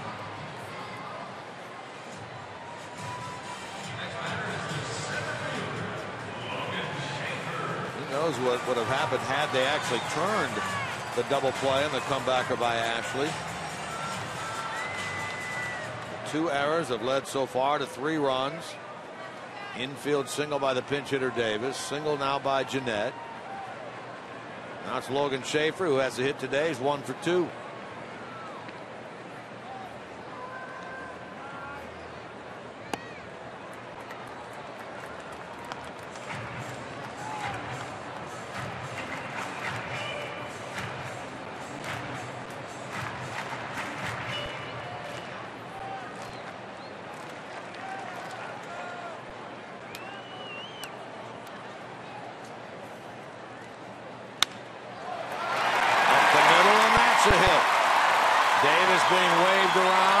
Lamar's throw is there, and they've got him at the plate. What a throw by Ryan Lamar. on the fly to Barnhart to put the tag on the sliding Davis. Well, we've seen Lamar out there as a defensive replacement late in ball games. We've seen him run down a lot of balls. He's got great instincts and had good foot speed. Here he shows a plus arm, and I mean accurate. Did not have a tail on it at all. And Ed Cedar, the third base coach, waved that runner in, and about halfway there he realized that may be a mistake. So that's the first out of the inning. First big league assist for Ryan Lamar. Gives the Reds a chance if they can get the ground ball here to get through this inning and be down by just one. Lynn, the base hit and a fly ball. His day's work.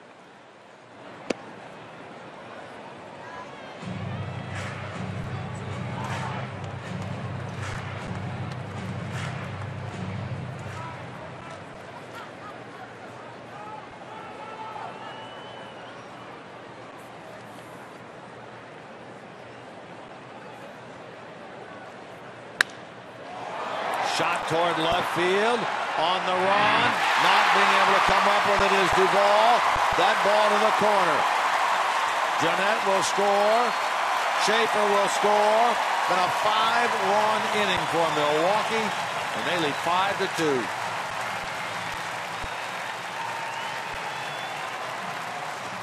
Boy, coming off the bat of a left-hander like Adam Lynn, that ball is just going to continue to slice even more.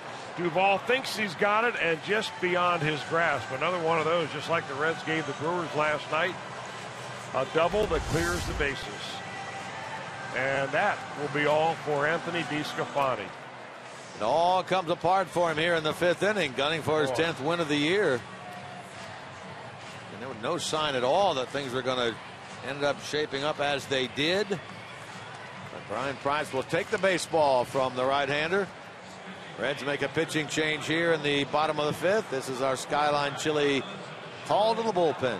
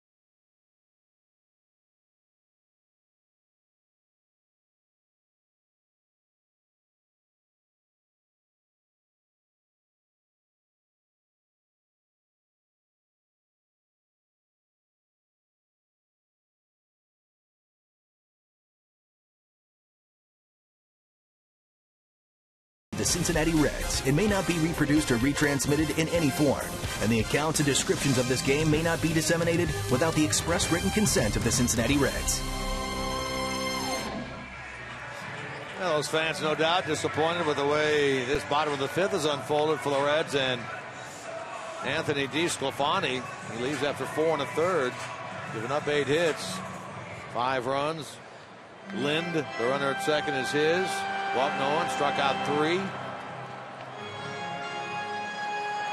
8th man to bat in the inning is Jason Rogers. He'll do it against a new pitcher, Colin Ballister. Now, the young man that the Reds picked up from the Pittsburgh Pirates in their minor league organization in a cash deal this summer. Ballister has been in and out of the major leagues really since 2008 when he was a starter for the Washington Nationals. Started 15 games that year, went 3-7. They gave him 7 starts the next year, and then eventually put him in the bullpen. And he has there remained since.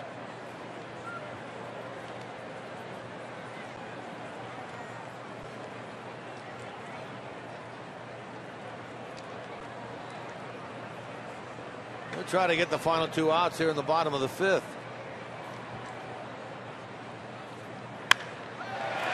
Just another solid piece of contact by Jason Rogers against the Reds. His first hit of this game, his 12th this year against Cincinnati. Really the hardest hit ball in this inning by far. So to this point, Adam Lind did hit a double down the left field line, but this was a ringing single.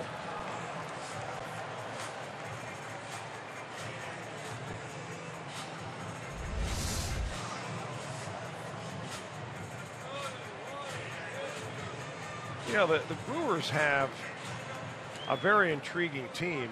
You know, Doug Melvin, the general manager, is set to move up the ladder into the hierarchy of the front office, and they're going to hire an everyday GM. Hello.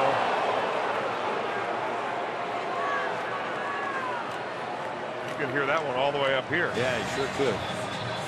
That'll load them up now with 1 out. Well, what the Brewers seem to be able to do is to continue to bring hitters around. You know, they're missing 2 of their best hitters in the lineup today with Jonathan Lucroy and Ryan Braun out. But Santana's an interesting piece. Jason Rogers is interesting.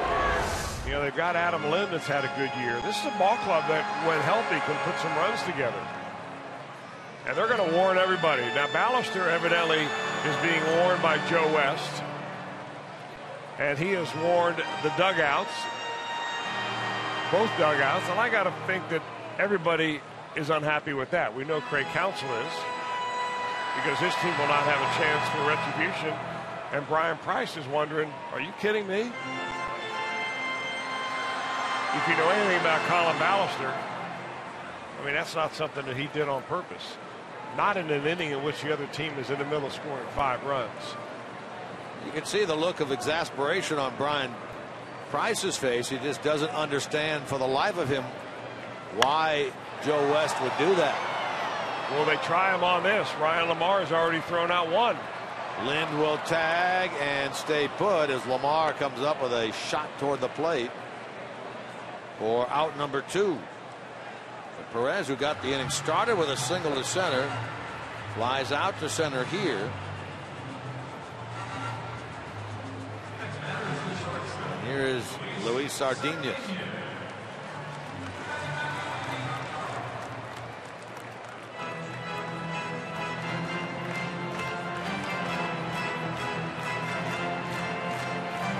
Runner at third is Lind. He is still the responsibility of DeSclafani, who could give up as many as 6 runs in this outing.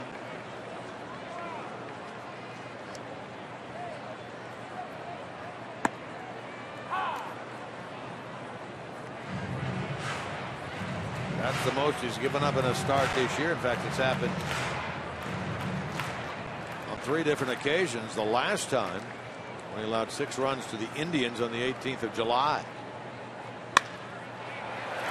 Votto flags it down. Flip on to Ballister. Out at first is Sardinas. But a very productive inning for the home team. The Brewers put 5 on the board. Now lead 5-2.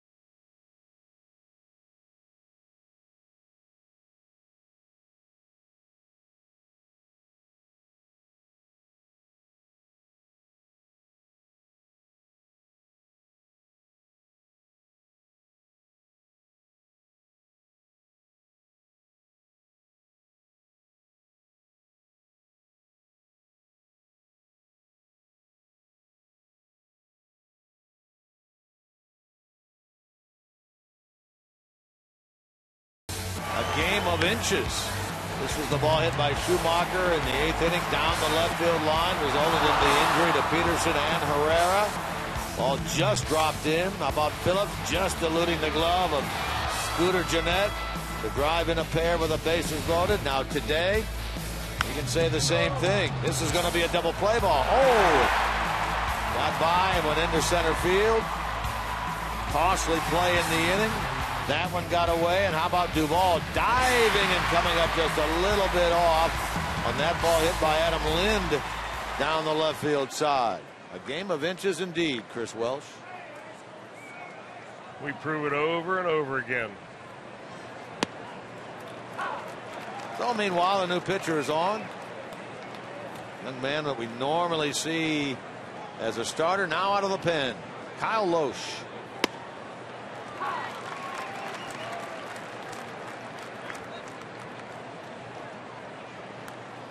Ariel Pena, who picked up in his big league debut, his first big league win in that 3-inning stint a couple of weeks ago at Great American Ballpark, now is in line to be a winner in this game with 5 innings worth of 2-run 4-hit baseball. New left fielder is Shane Peterson, same fellow who was in the collision with Herrera in the 8th inning last night. The bruise on his knee. He's back in there today.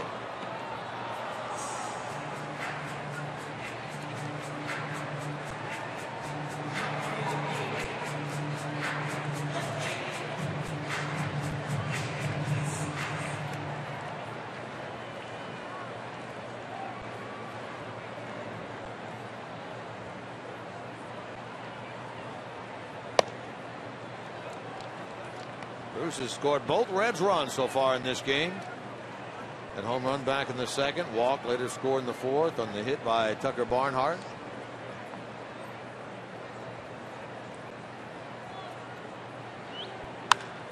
And he powers into this ball. That's a no-doubter. Way up there. Santana will just take a turn and look. The second deck shot of this game for Jay Bruce. Give him number 24 on the year. And it's now a 2-run game at 5-3. Now, Kyle Loesch nowadays is all about adding and subtracting, and he subtracted a little bit on this pitch. It came in at 80 miles an hour. Changeup that was meant to be down and away, and that was about the spot. Well, that was the Jay Bruce put it on a T spot. And it nearly ended up in the exact same spot as that previous home run. For Bruce, the 2nd time this year, he's had a multi-home run game. He did it against the Padres back in June at home. 17th time in his career he's done it. Now Suarez lays into this ball high and deep and off the netting right atop the Brewers bullpen. Reds go back to back, and it's a 1-run game.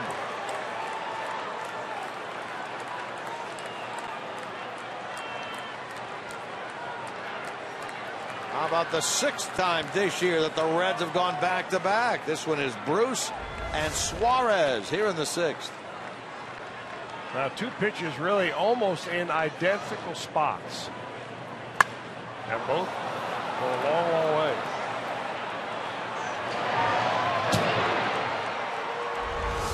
The Reds right back in this thing now, a 1-run game.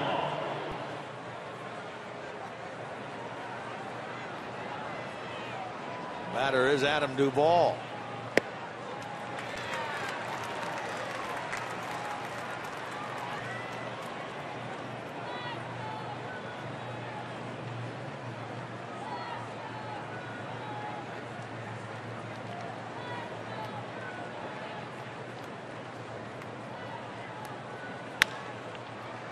To third.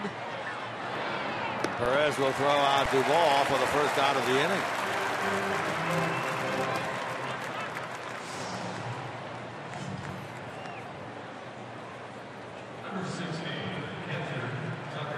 I'll take another look at the spot at which the contact was made, and I mean you're looking at pretty much right there. So if Jim Day asks either of these 2 hitters at the end of the game, where were those pitches? That's probably the answer that you're going to get. And back-to-back bad pitches by Loesch, back-to-back really good swings by Jay Bruce and Eugenio Suarez. And they're trying to get DeSclafani off the hook.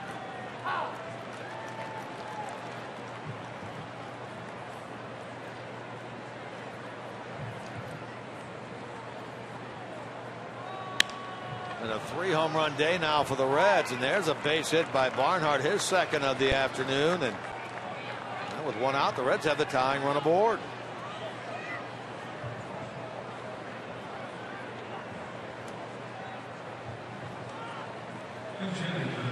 Skip Schumacher will come off the bench. He will bat for Colin Ballister. Here's an opportunity now for Schumacher, who has 18 pinch hits this year, to close in on the franchise record of 20, set 10 years ago by Jacob Cruz. Schumacher's had a nice road trip.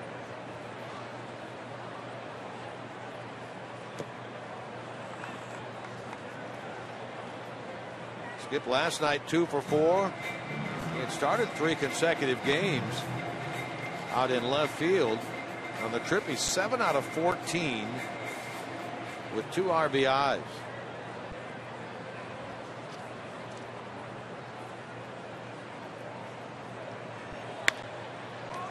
Off the glove of the first baseman, Lind.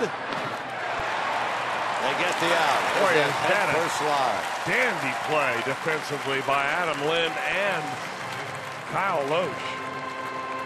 I mean, once that ball got away from the first baseman, it did not look like the Brewers were going to be able to get an out right here. He knocks it down and was sharply hit. Now, he's got to throw off balance behind him, and Loesch gets it and gets on the bag at exactly the same time. I mean, just a step ahead of Schumacher. Or slide ahead.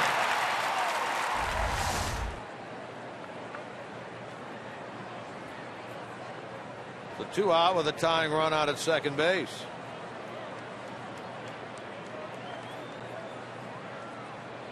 Top of the order now, and Ryan Lamar into the hole for Sardinhas, and he makes the play. And now Lamar comes up a little lame, grabbing his right hamstring as the inning comes to an end. Boy, oh boy. Couple of home runs, however, in the inning.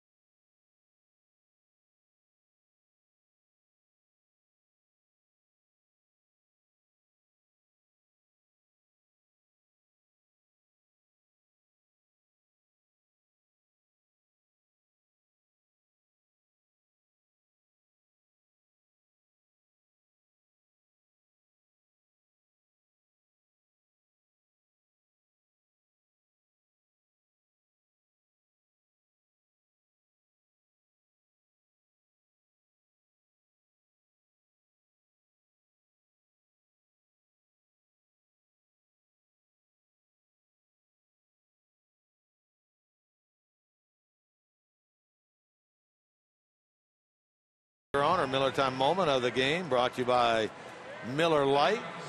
Hopefully we have not seen it as of yet. The Reds trail 5-4. Meanwhile, Reds are going to have to make a defensive change. Ryan Lamar, looks like he hurts his right hamstring. You can see his reaction there as he got to the bag. Helped off the field by Reds training staff. Lamar getting the start this afternoon, just his 5th of the year up here. He exits. Skip Schumacher, who pinch hit for Ballister, stays in the game. He's now in center field.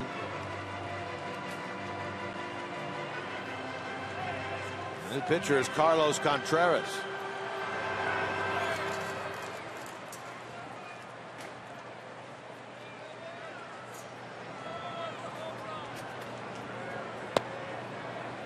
Alan Ballister, 2/3 of an inning, 1 hit.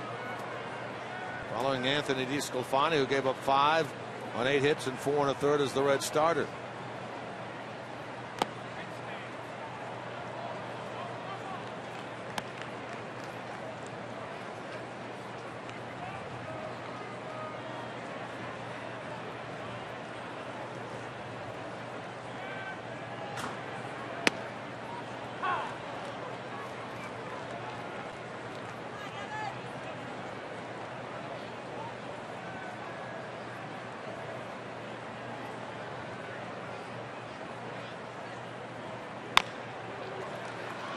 Tough play left side. DeJesus Jr. comes up with it. Ashley is out for out number 1. That's a nice play by DeJesus. Had to charge hard. You know, it helps being a middle infielder sometime because the hand quickness that comes into making a play like that, it's almost like turning a double play.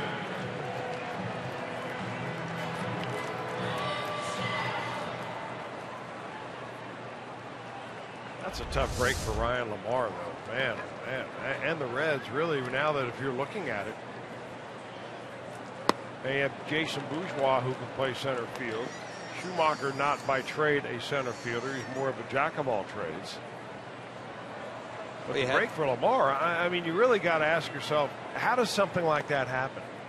I mean, at 26 years old, you come up, you get a chance to play in the major leagues. And with all the medical assets that every major league club has, every team has a strength and conditioning coach that's supposed to go out there and stretch these guys and so on. You just see more injuries every year. I mean, that could be a defining injury for Ryan Lamar. Not have a chance, if it's depending on the severity of it, may not have a chance to play anymore this season. Hit hard toward left field. Duvall is there to make the catch. Yeah, at one point the Reds had 3 healthy center fielders here. They had Billy Hamilton, they had Jason Bourgeois, they had Ryan Lamar. Now they have 1 healthy center fielder. I don't know for sure that Billy Hamilton's not going to play this year, but we don't know for sure that he will play again this year, depending on the severity and how the Reds people, baseball-wise and medical-wise, feel about the shoulder injury of Billy Hamilton. I mean, there are some injuries that are completely unavoidable, like the collision we saw last night here at Miller Park, where the third baseman and the outfielder ran together and they both end up coming out of the ball game. But I mean, you're running to first base, you're a center fielder, speed is your game, and you blow out a hamstring.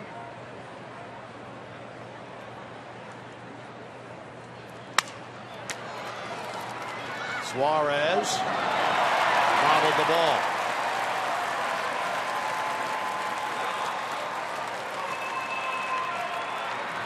Yeah, that's what I mean by the occasional defensive slump that Eugenio Suarez goes through. And sometimes you just wonder if it's more mental than it is physical. Of maybe being a little bit more deliberate, making sure that you don't feel nonchalant, that you're always aware and you really concentrate.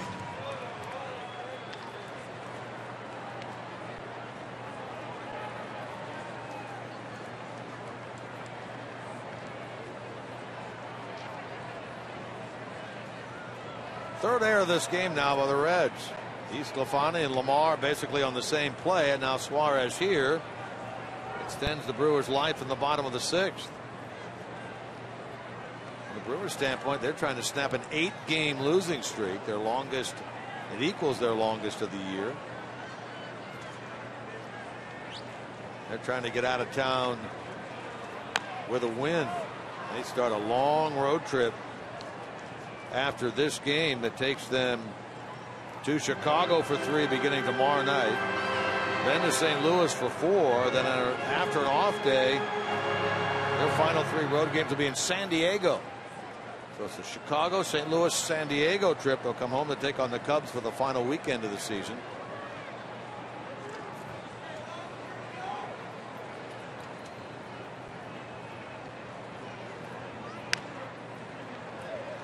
Logan Schaefer, a couple of hits, a run scored so far in this game.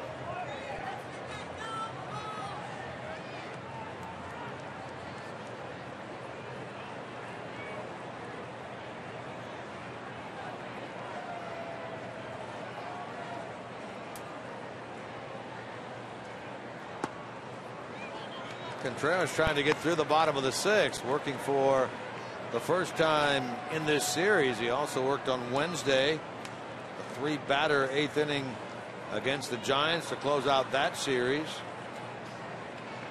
So a second appearance of this trip.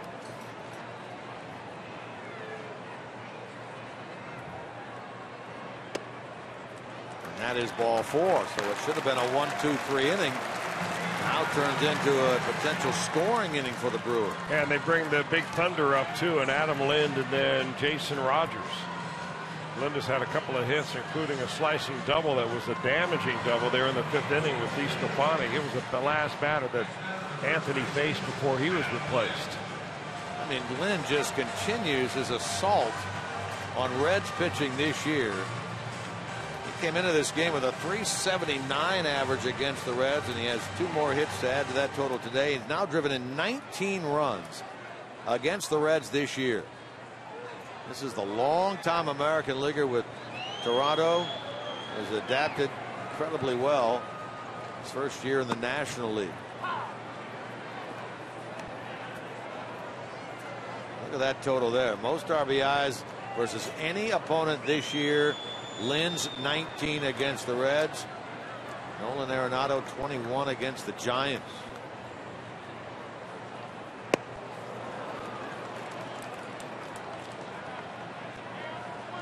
Ryan Braun is in the on-deck circle. The bat for Loesch. He's been out the last couple of days with a sore back, injury that has slowed him down somewhat this year. Another hit for Lind against the Reds. Here comes a runner to the plate. Throw cut off. That's 20 RBIs for Adam Lind against the Reds this year. Almost 25% of what he's driven in all year. Wow. He hits the ball to opposite field as well as any left-hander around, and he waits a long time. He slices it that way. The second consecutive hit he's had going opposite field.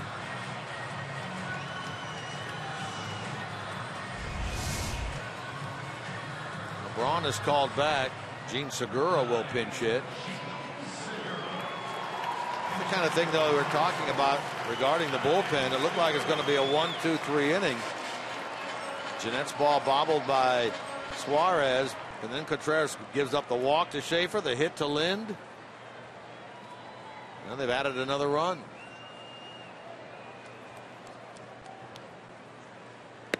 Here is Segura. out of the lineup today after being the shortstop the first 2 games in this series. Segura 0 for 9. First 2 games of this 3-game get-together. Toward right, Bruce on the run. Bruce will slide and make the catch, retiring Segura and putting an end to the bottom of the 6th inning. But the Brewers add an unearned run. Could have had more had Bruce not come up with this.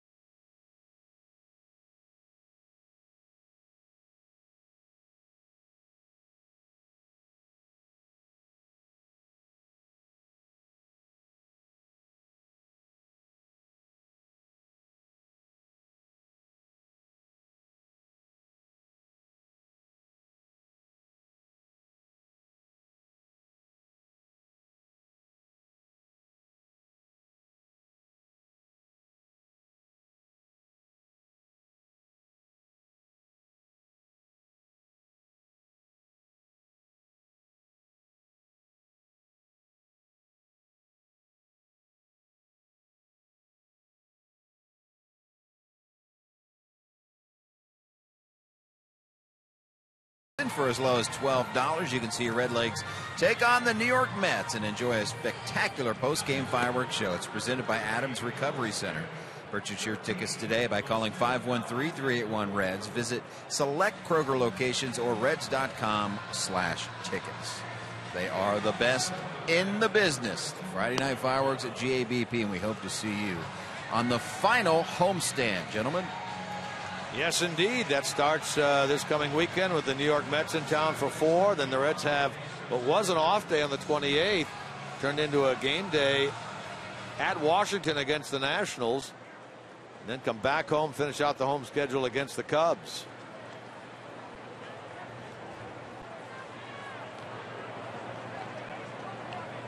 Well, the left-hander Will Smith will come on for the Brewers' 70th game for Smith. They lean on a couple of their relievers extremely hard. And Smith is one of those. And they own a 2-run, 6-4 lead into the 7th. DeJesus Jr., Votto, and Phillips against the offerings of Will Smith. He worked last night 1 inning, walked the batter, gave up a hit, but Reds did not score against him. DeJesus Jr. 0 for 3 today.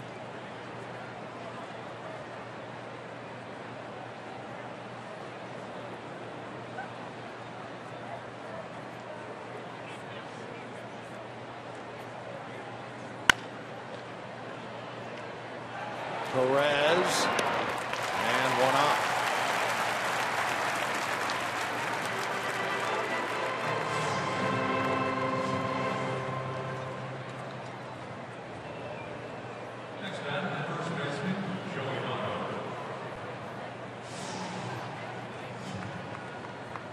A couple of these runs the Brewers have scored this afternoon will go down as unearned runs. DeSclafani gave up 4 earned. And then there were those 2 errors, one of his, the throwing error, and then the other one by then center fielder Ryan Lamar into the dugout. And then that error by Suarez that allowed Jeanette to reach in the 6th ultimately turns into an unearned Milwaukee run. ERA driven, of course, there. Votto, a couple of walks today. Ground out sandwich in between the two. Put his on base streak now at 37 consecutive games. It is the third longest in the National League this year. Remember, Matt Holliday had a 45 game stretch to start the season reaching base. Troy Tulowitzki reached base 41 straight games when he was a member of the Rockies. Now, of course, with Toronto and out currently with an injury. Votto's next, now at 37 and climbing. Gunning towards his personal best of 41 back in 2010.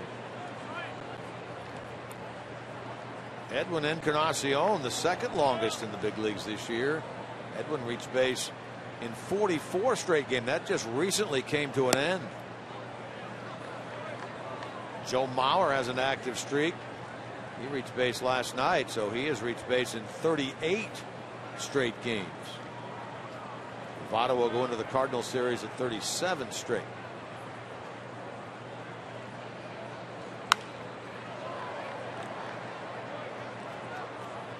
You know, the more you watch Joey Votto, the more you appreciate how short and compact but powerful his swing is. Even when he takes a little practice swing out of the batter's box right there, I mean, he just grooves a short swing. He doesn't get his arms way out there. It is all about being able to get to the ball quick and fight off the inside pitch. If you have a long swing, that doesn't happen.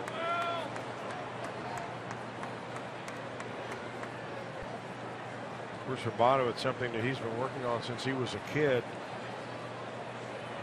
He once told the story of how he would swing a bat in his basement growing up 200 times a night. It's a right at Jeanette. 2 ground balls and 2 outs via Will Smith on the mound.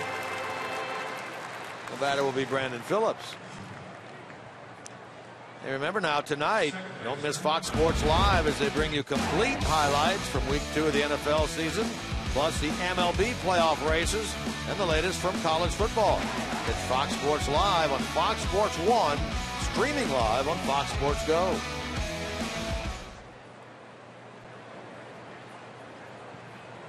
Brewer fans around here grateful that the Packers will play tonight against Seattle so they can watch the Brewers game today, or big crowd on hand. Come out to the Brewers game, enjoy yourself at the ballpark, and then settle into the recliner tonight for Packers football. You don't think there are a lot of Packer fans around here, do you? Well, if they are, they're dressed as Brewer fans right now. And later on today, out will come the cheese caps. You remember back in the day when the Packers used to play a couple of games every year down here in Milwaukee. Yeah. Cultivate those Brewer fans. They used to play in at Oak County Stadium. Well, you know, I was talking to one of the ushers on the way out of the ballpark yesterday, and he was so excited about the Packers game coming up tonight. I said, well, he goes, you know, I'm an owner. I said, what do you mean? He goes, I bought a share of stock. In fact, his wife actually bought a share of stock in the Packers for him a couple of years ago for Christmas.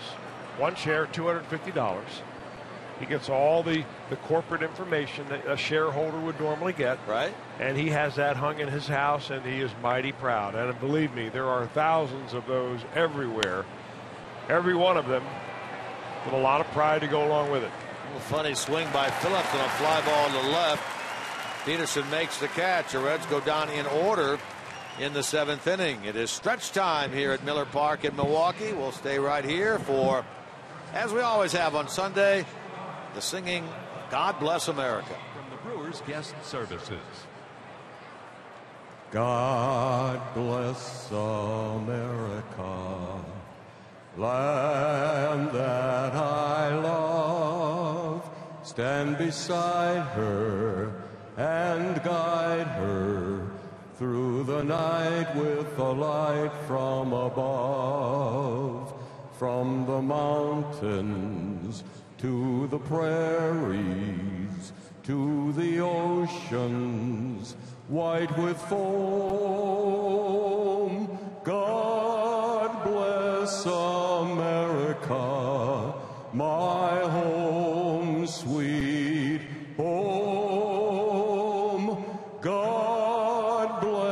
bless America, my home, sweet home.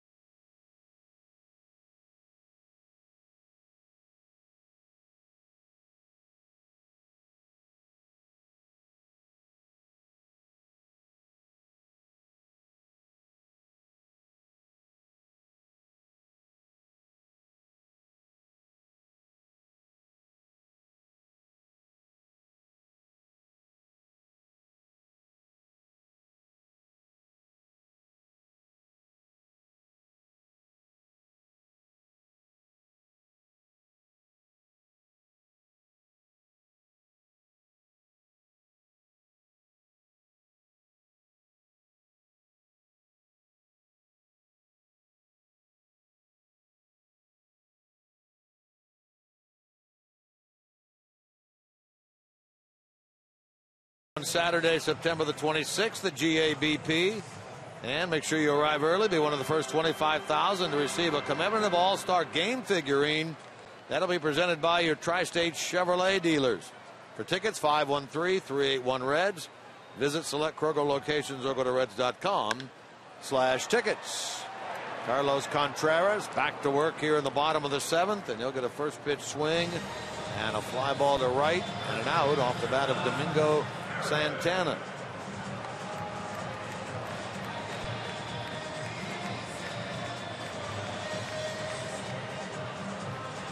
Congratulations to the Bengals. They start off 2-0. They win a hard-fought battle today at home against the San Diego Chargers. Win 24-19.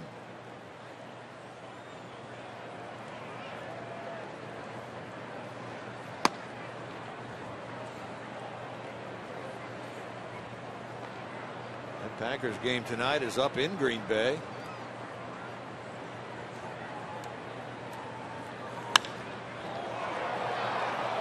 Off the bat there, it sounded great by Perez, but going to be caught right in front of the wall by Skip Schumacher. 2 fly balls, 2 out here in the bottom of the 7th. The batter will be Luis Sardinas.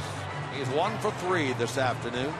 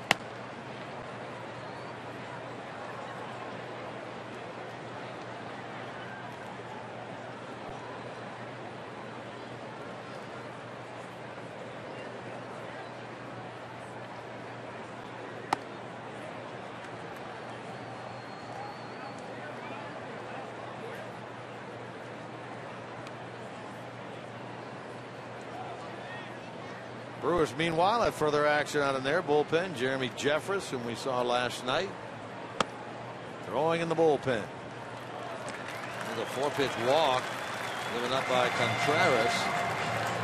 2 walks given up by Reds pitching today, both by this right-hander. Here's Nevin Ashley.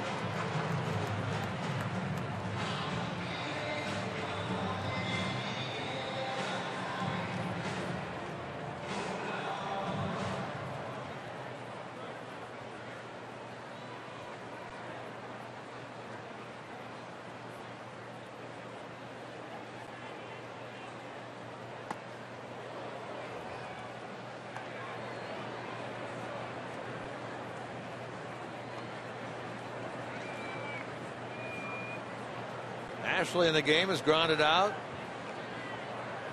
He hit the ball that looked like it was going to be a double play ball back to the mound to DeSclafani.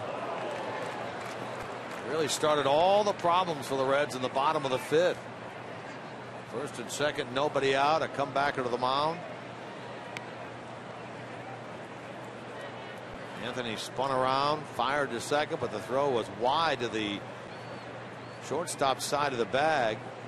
Phillips stretched for it, couldn't get it, went into center. Lamar got it, threw toward third, threw it into the dugout.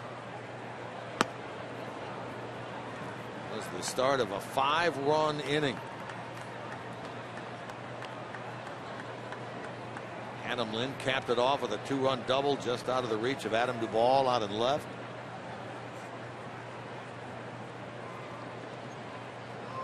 Milwaukee the upper hand right now.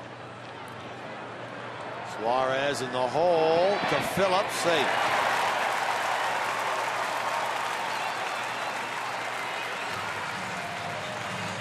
Both teams have used that hole between third base and shortstop regularly this afternoon. We call it the 5.5 spot because it is halfway between.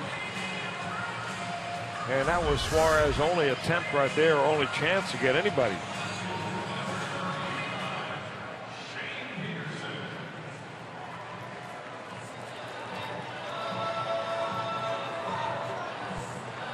Shane Peterson now. He took over for Jason Rogers out in left field.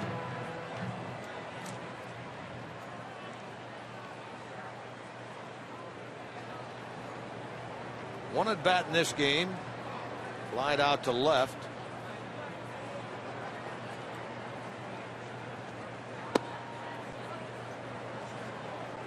Contreras trying to bear down, get the final out here in the bottom of the 7th.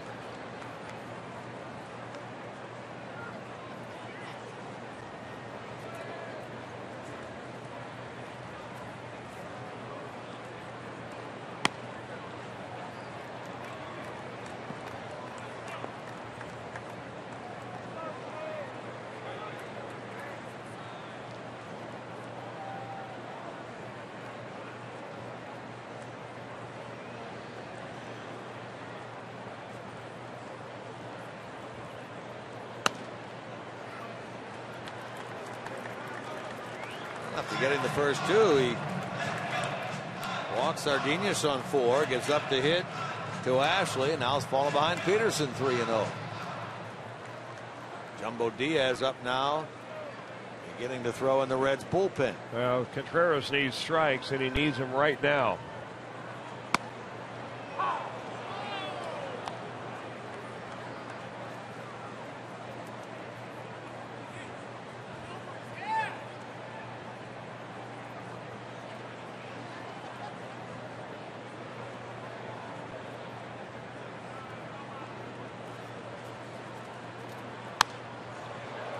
From 3-0 to 3-2.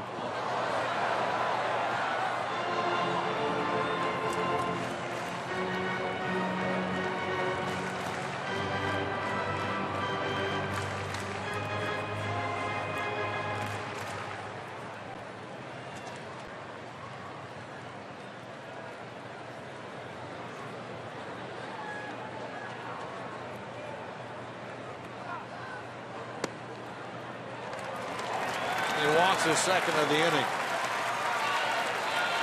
Both innings that Contreras has been out there. He's retired the first 2 and then got himself in trouble.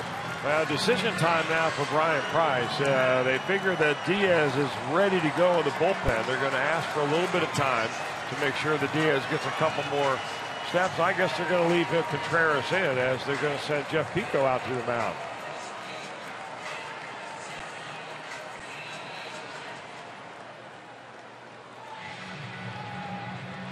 Tucker Barnhart arrives out there. Jeff Pico arrives moments later. Couple of fly balls off the bats of Santana and Perez started the inning, but then a 4-pitch walk to Sardinas, a hit by Ashley. Walk to Peterson, and the Brewers have a chance to add to a 6-4 lead. We're in the bottom of the 7th with Scooter Gennett at the plate.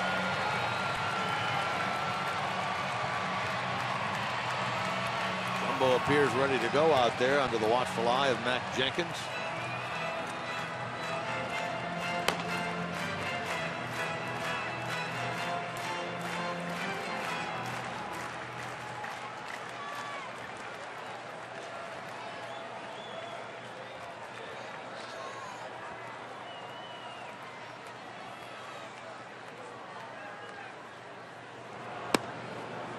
He gets ahead of Gennett.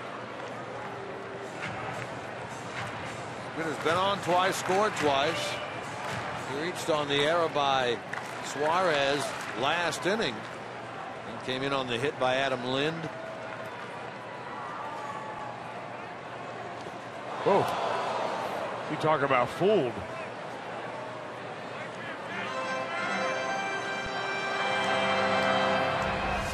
I get the feeling Scooter didn't know that Contreras had that pitch.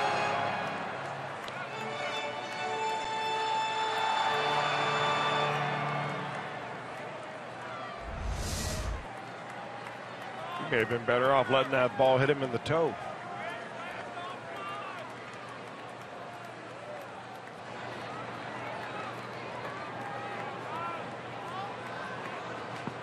Yes, he did. He went around, according to Clint Fagan, the home plate umpire. So Gennett is out, and through all that, the Brewers failed to score. We've completed 7.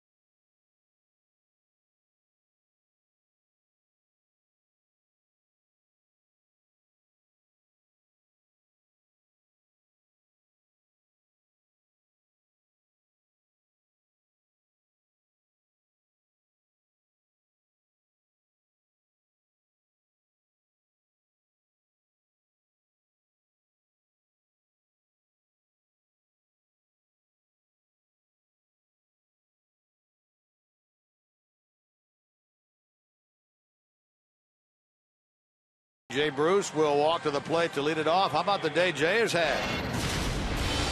Home run back in the 2nd inning, his 23rd of the year against Ariel Pena, the Brewers starter. They bring on a new pitcher, Kyle Loesch. He's greeted by this. Jay Bruce's 24th of the year. 17th multi-home run game of his career. Jay Bruce is in the driver's seat today, brought to you by Kia. 17 RBIs this season against the Brewers. 2nd most RBIs in a season versus any opponent in his career. And more than 900 feet of home run ball just today. He's closing in on his all-time record of 19 against the Astros 3 years ago.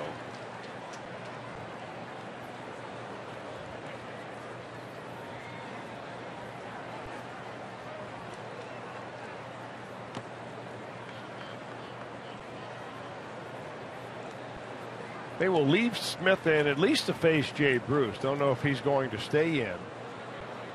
He's one of those left-handers that usually has more games appeared than innings pitched. And here he is pitching in the second inning. Rarity really for Will Smith. 71 appearances now for Smith puts him tied for third in the league.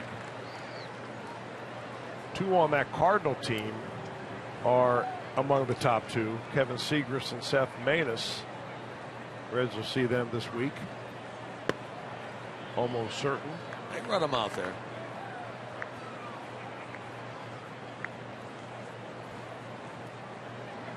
The most frequently used Red is J.J. Hoover at 65 games.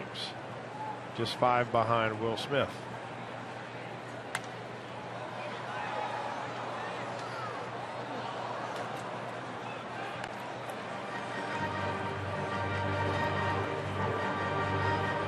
Suarez is on deck, and again, Jeremy Jeffress had been up and throwing in the Milwaukee bullpen, leading to the speculation by Chris.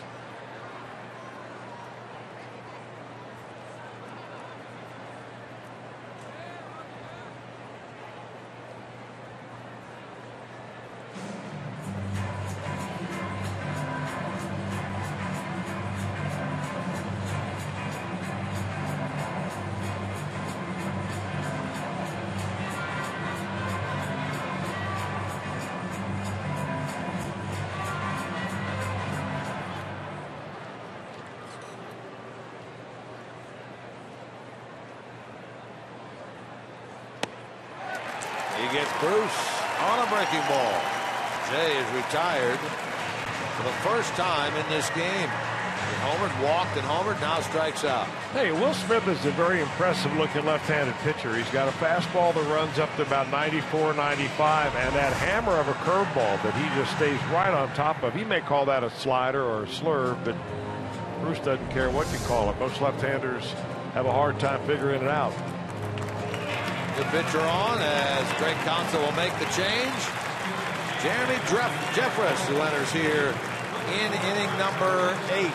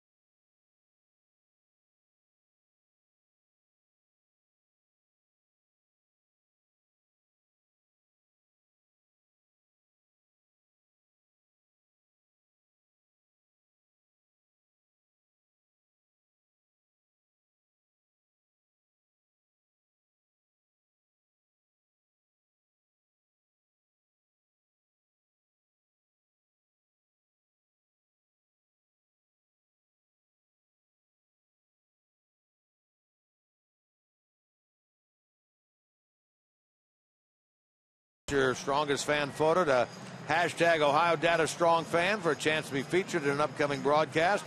Brought to you by T-Mobile. There's today's Data Strong Fan of the game, our good friend Andy. Looks like he's doing a little mountain climbing there.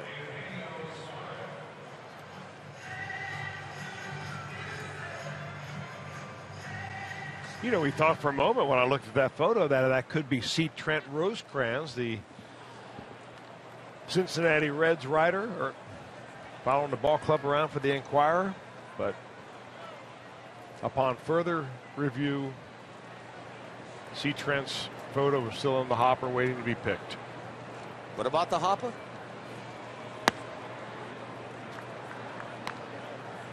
Jeremy Jeffress, he is the second most Milwaukee pitcher used this season in terms of appearances. A hard-throwing right-hander comes in to pick up for Will Smith.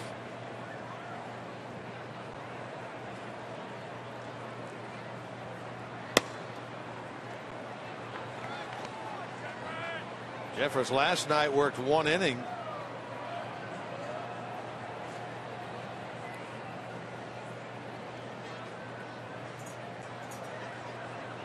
Came on after Taylor Youngman ran into trouble in the 6th. Faced 4 batters, retired 3 of them. There was an error behind him.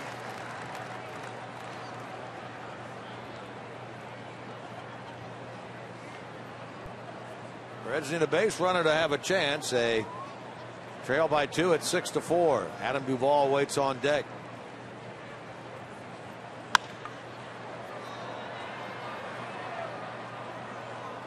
Let me lay something on you, Jim Kelch.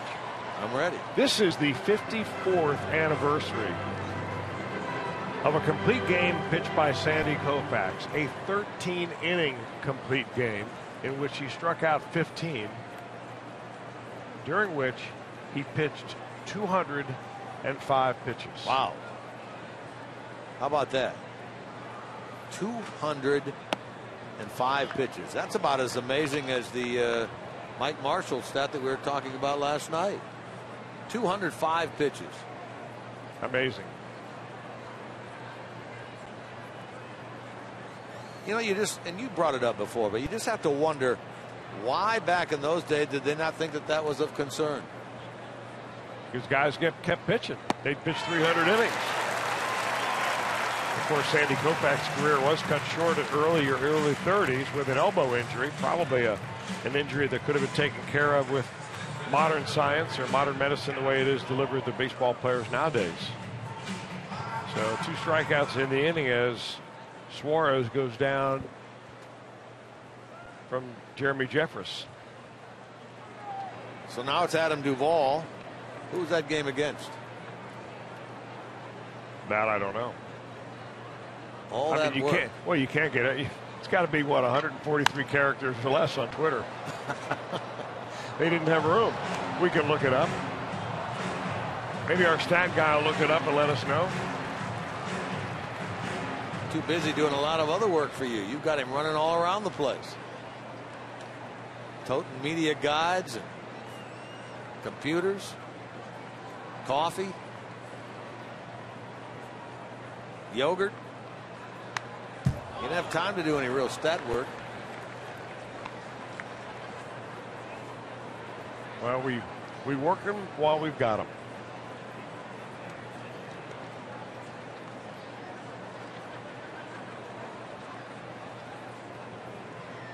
Jumbo's going to be the new Reds pitcher in the bottom of the 8th. He continues to throw out in the bullpen beyond the right center field wall. Duvall can get on. Tucker Barnhart, who has a pair of hits today, is up next, but that's not going to happen. Duvall takes strike 3, so the Reds go down in order in the 8th.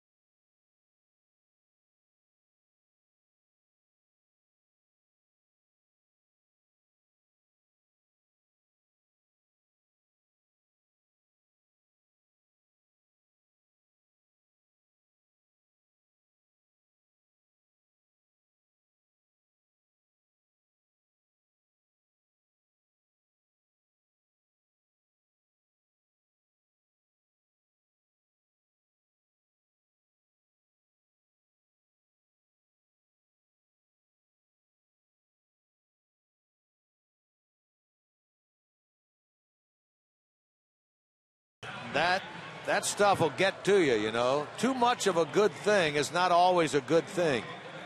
So I had to stop at one. Of course, the other reason you had to stop at one was because Jim Day took the other one. He did take the other. So maybe the reason you stopped is because you were just plumb out of bacon on the stick. That may have played a wee bit of part in that. Well, important for Jumbo to throw a 0 on the board right here. The Reds are already down by 2. They've only got one at bat left, and Diaz comes on to pitch the 8th inning.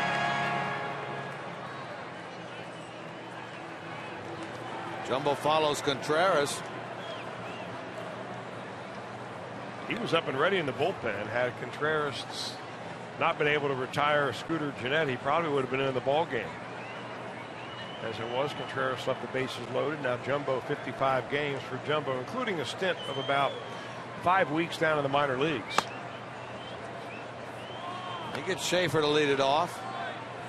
Jumbo worked a 1-2-3 7th inning on Friday, so in for the second time in this series. Schaefer, then Lind, and then a batter for Jeffress. We've not seen Francisco Rodriguez yet in this series, but he appears to be warming up now down in the Milwaukee bullpen.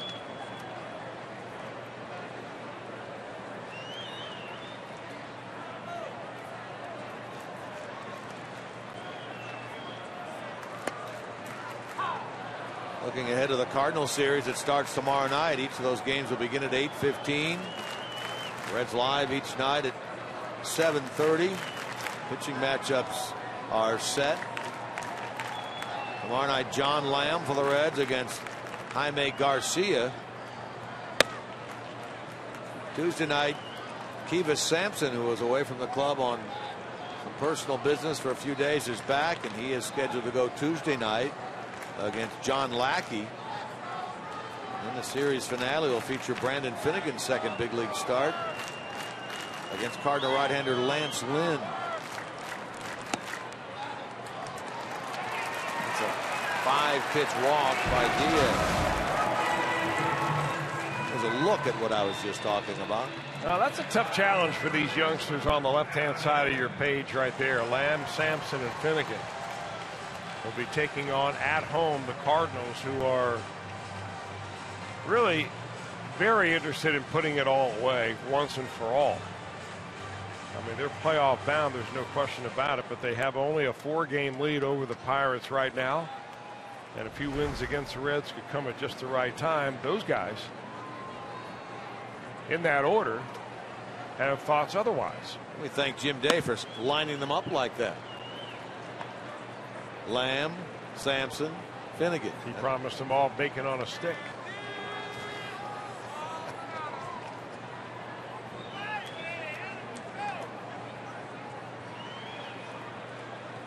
Cardinals, by the way, you mentioned they'll be in the playoffs. They technically clinched a playoff berth yesterday, despite losing to the Cubs 5-4. The Giants lost. The Cardinals clinch a spot in the postseason.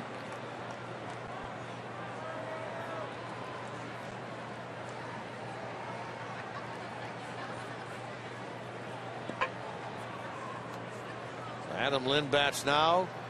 Martin Maldonado waits on deck. Reds will go into that series against the Cardinals, having defeated them in each of the last 2 series in which they played them.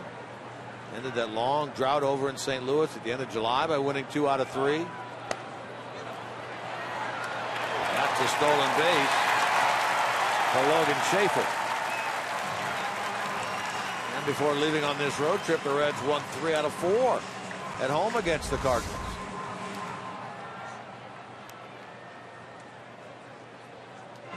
First steal of the year for Schaefer.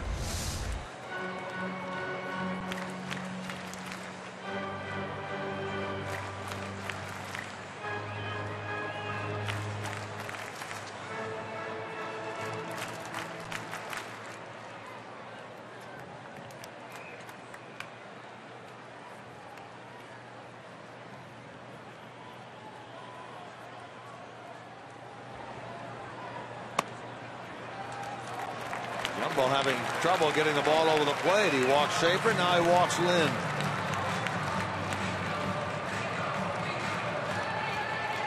Now this is kind of a continuation of a problem that the Reds have had in their bullpen on and off all year long. There have been stretches when Brian Price would make that call on the bullpen phone and come out with something that he could pretty much predict to put a pitcher in a situation where he can be successful. And you would think that would be the case here for Jumbo Diaz. Comes in with a clean inning, nobody on, nobody out, and now he's got 2 on and none out.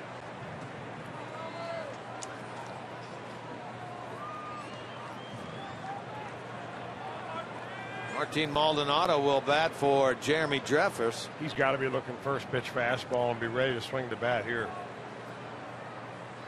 Now when he gets a breaking ball.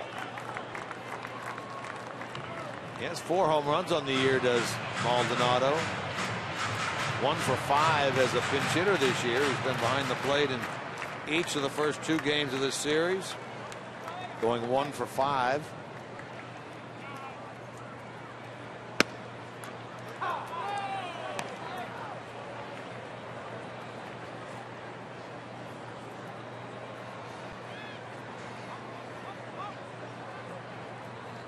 But the Giants, they have not scored a run since the Reds left town. They've been blanked in back-to-back games at home by Arizona and have not scored yet in 3 innings today.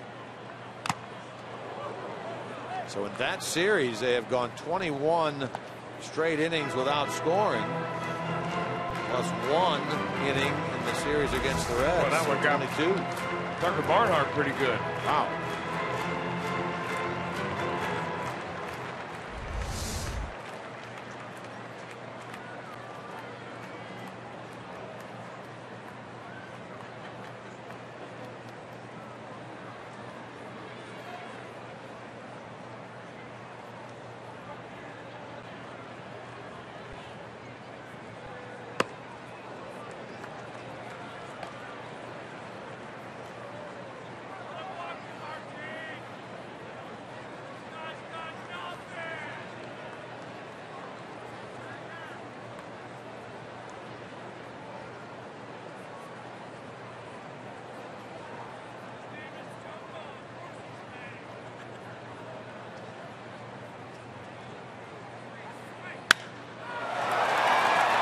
Breaks back on the ball and he reaches up and cannot get it. That is a ground rule double.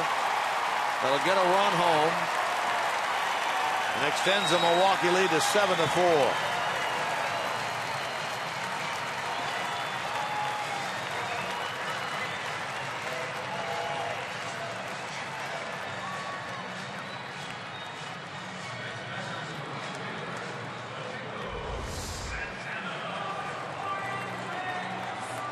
Well, a low fastball right there. I'm not sure if Maldonado was actually trying to go that way. He's just trying to hit it hard, and he's strong enough that even hitting it right out of the catcher's glove gets it all the way to the wall. It bounces up on top of the screen. Now Domingo Santana, who's been quiet today after a 5 RBI day yesterday. Big opportunity here, 2nd and 3rd with nobody out. Well, the run is so important that Brian Price has got the infield playing in. That's a smart play. I mean, 3 runs down right now. You can nary afford to give him much more.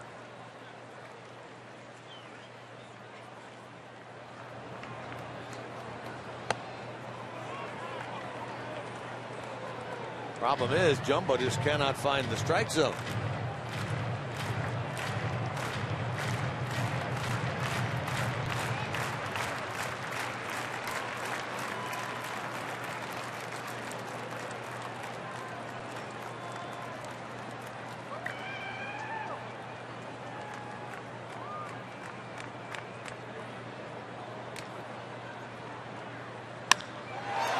Toward left field. Duvall can't come up with it. A run's going to score. He looked a little tentative on that ball. Last minute made a dive for it. The ball hit his glove, but he couldn't hang on. And it's 8-4. Well, I think one of the reasons why he did look tentative on it, we talked about it before. This is a very difficult ballpark to play left field because your background is a set of windows. And if the ball goes up, you can lose it in essentially your backdrop there. And He did look tentative. A ball that would have been nice to have caught, that's for sure. Jeff Pico's been busy going to the mound, and he's out there again. Well, the 2 walks have scored. I mean, when you start the inning off in a 2-run ball game in the 8th inning, and you walk the first 2 batters that you face, hard to expect a good result.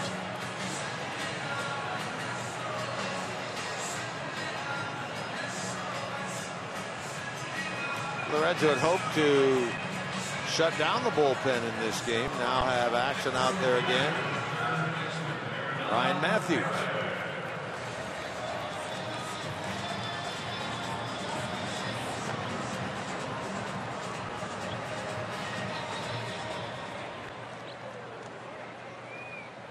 Hernan Perez is 1 for 4 today. Brewers have him at the corners, nobody out. They've scored twice. Non-save situation now in an 8-4 game.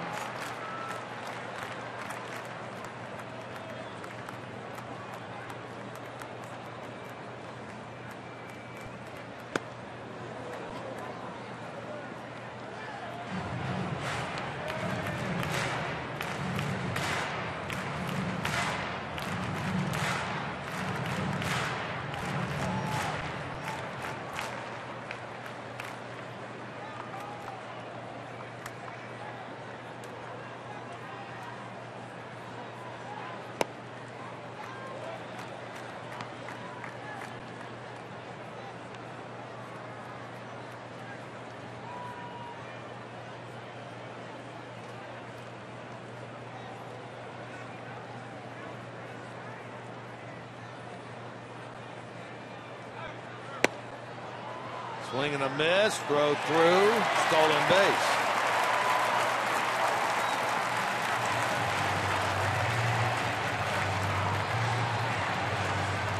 Like Schaefer, Santana gets his first steal of the year. Takes away a ground ball double play.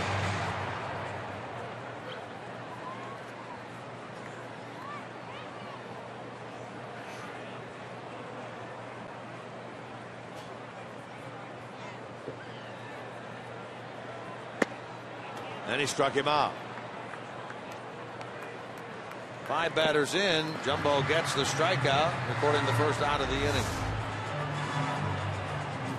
Now, plenty of that fastball and arm for Jumbo Diaz, and that flamethrower brought to you by Cholula Hot Sauce, and the strikeout goes up to 97 miles an hour.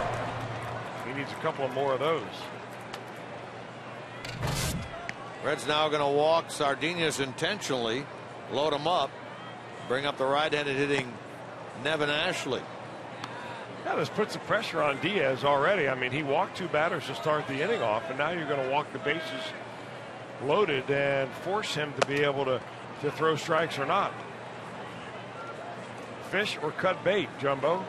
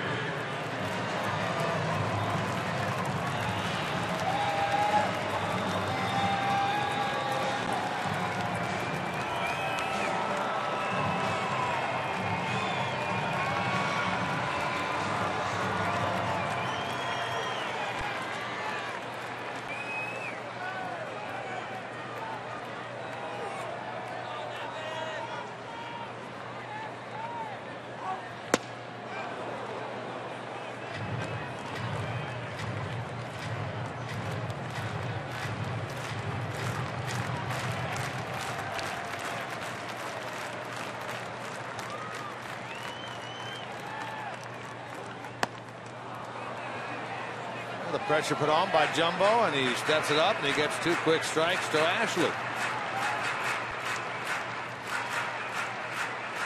St. Peterson, left-handed hitter, is on deck.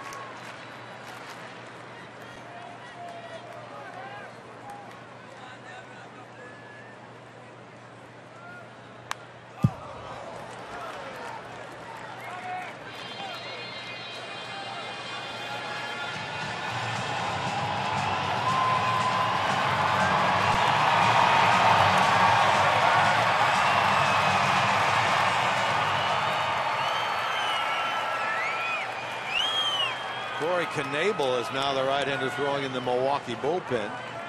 Non-save situation.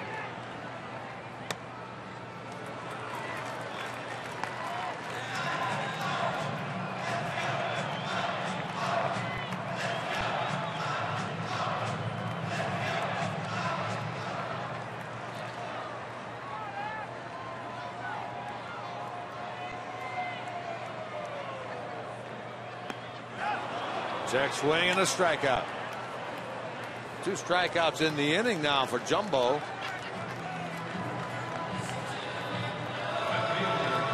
That'll bring Peterson to the plate.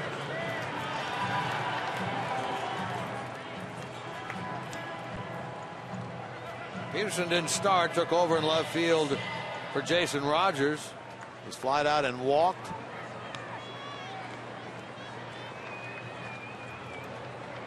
Gets the chance. Bases loaded. 2 out, 2 runs already in. Suarez the long way, and Votto reaches up and makes the catch. So no further damage done. But as we go to the 9th, the Brewers lead by 4.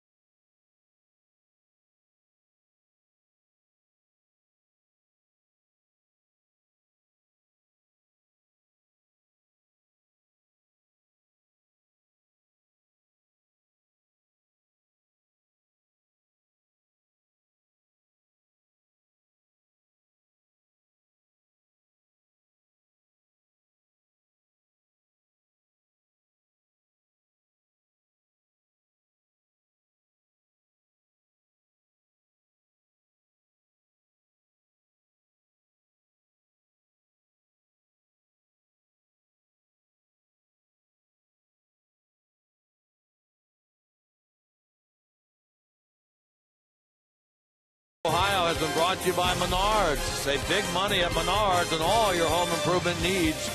And by your local Toyota dealers, proud sponsor of the Cincinnati Reds. Jim, we did not get a chance earlier to talk about this, but we want to send our condolences out to the family and friends of Tim McKinney, who is from down around the Bowling Green, Kentucky area, one of our favorite stops on the Reds Caravan. He has been in the Reds family for 30 years.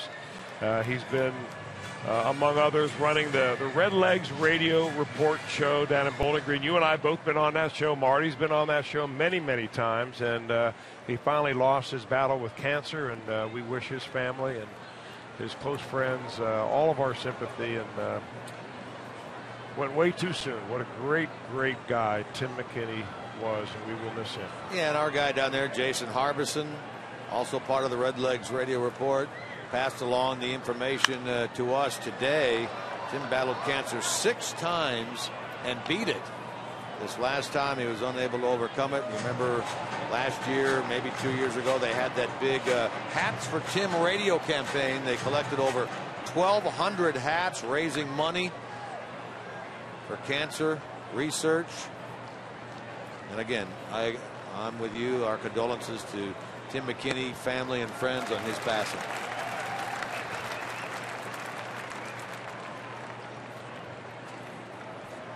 Barnhart leads it off against Francisco Rodriguez, so it is the Brewers closer in a non-save situation who comes in here and works in the 9th. Well, they had him warmed up, and I guess there's no reason to warm him up and not use him.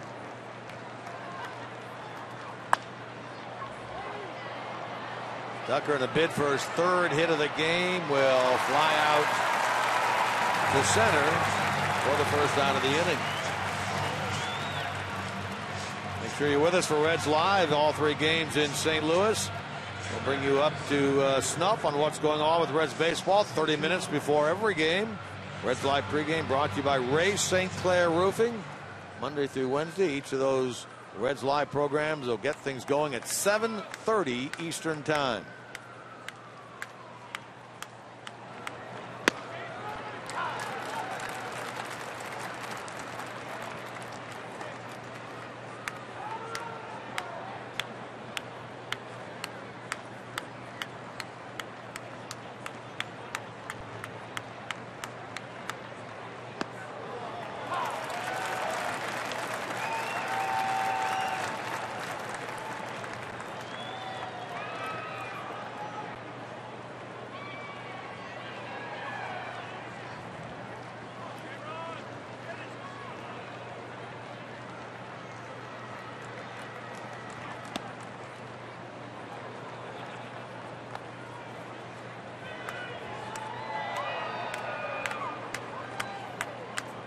Francisco Rodriguez's 7th all-time Major League history in career saves at 382. He's the active leader in career saves.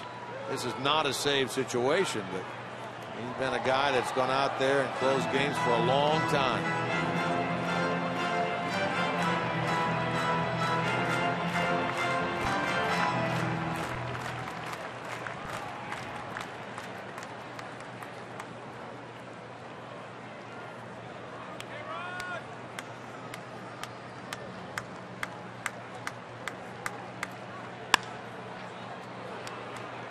Brian Pena, by the way, waiting on deck for the Reds.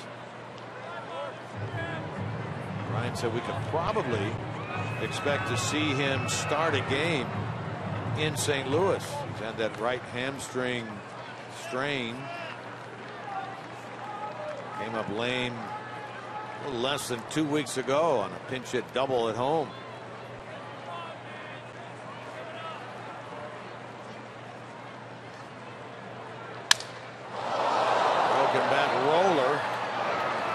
Will throw Schumacher out. Reds down to the last crack, and it belongs to Brian Pena. Kind of interesting news today surrounding the Milwaukee Brewers on the Ken Rosenthal Twitter page, where he reports that the Milwaukee Brewers are very close to naming a general manager to take the place of Doug Melvin. Doug Melvin moving upstairs, and the front runner right now is the assistant general manager for the Houston Astros, David Stearns, a Harvard graduate who's worked down with Jeff Luhnow and the retooling of that franchise. I can't remember a year when there have been so many general manager vacancies available.